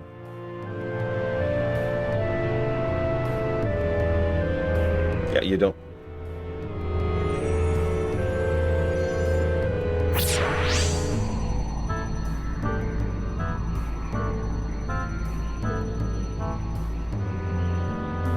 True to its mindless nature, Atomos is devouring the future indiscriminately.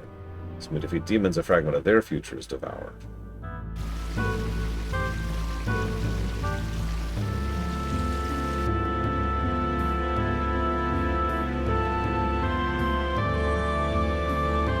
So let's just go kill the enemy over and over and over. Like, for real. Set me off the leash, boss. I got this.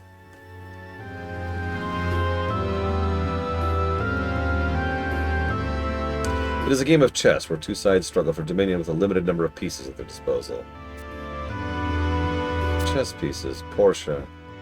It's becoming clear to me now, making sense. With Portia in their grasp, they intend to execute the next move at the Battle of Zarkabard. It's highly likely some movement on their part can be observed there, new developments. Then that's what we must do. Take back Portia and all our chess pieces, for in doing so we reclaim our future. And, to prevent any more future being devoured, we must reduce the tears of suffering, put an end to the Crystal War. A woman. She called Portia mother. Yeah, I got that, thanks.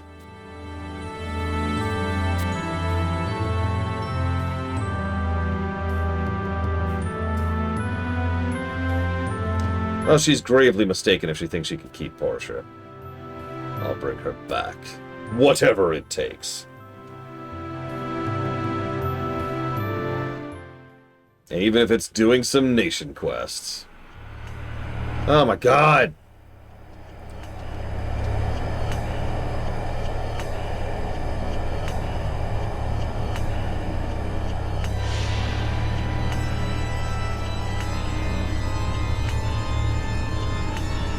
With my evil ways, I will evil.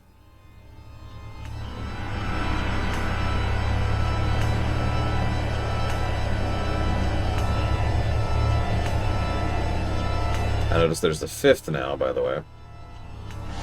Spite Wardens, make ready for war.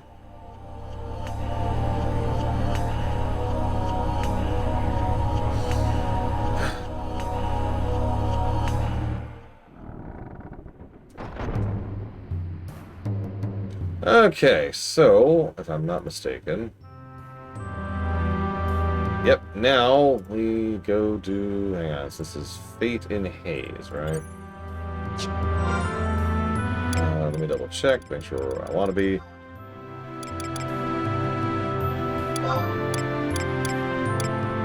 Yep, okay, cool.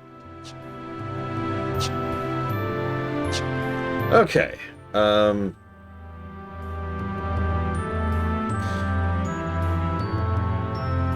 let's do this. But yeah, Atomos is just a force of nature.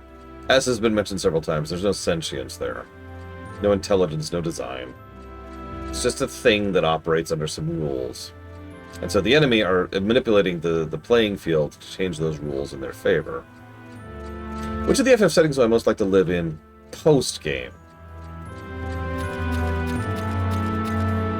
That's interesting. So, 1 is out, 2 is out. 1 is just generic fantasy world. 2 is a hellscape. 15 is a post-apocalypse. In a world that's been under darkness for literally a decade, and therefore probably doesn't even have plants anymore.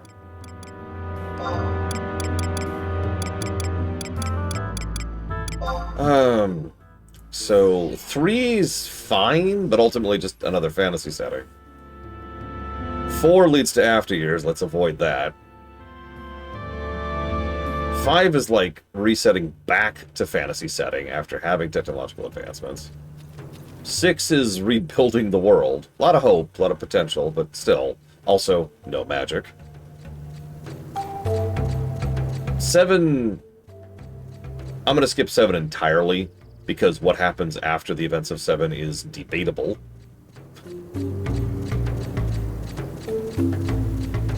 8's not a bad pick. 8 has indoor plumbing, after all. But 8 also is actually entering an era of almost unprecedented peace. However, I would probably live long enough to find the Ultimecia War.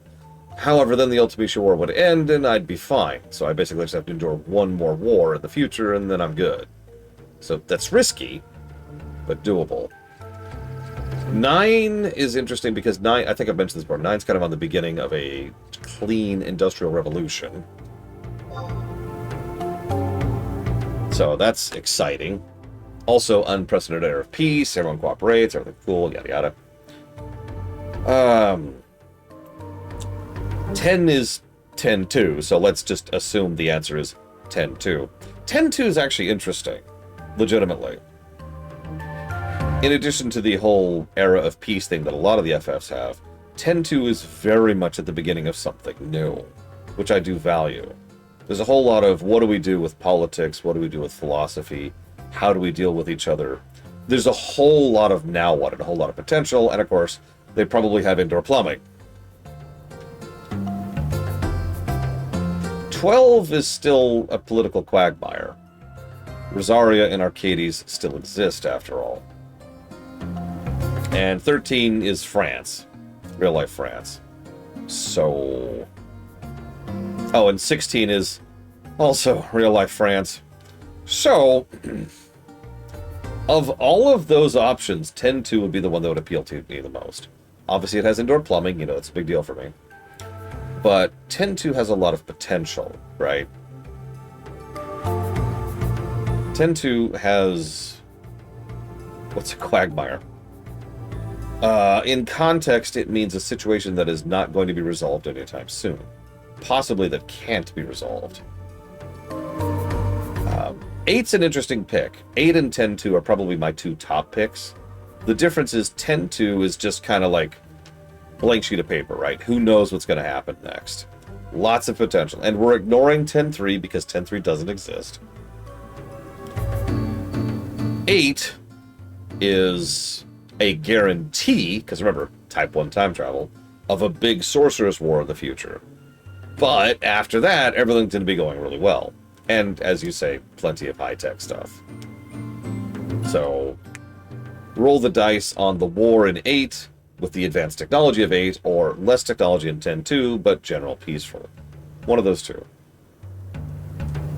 That's true, Mad Overlord. It's medieval France, as opposed to modern-day France.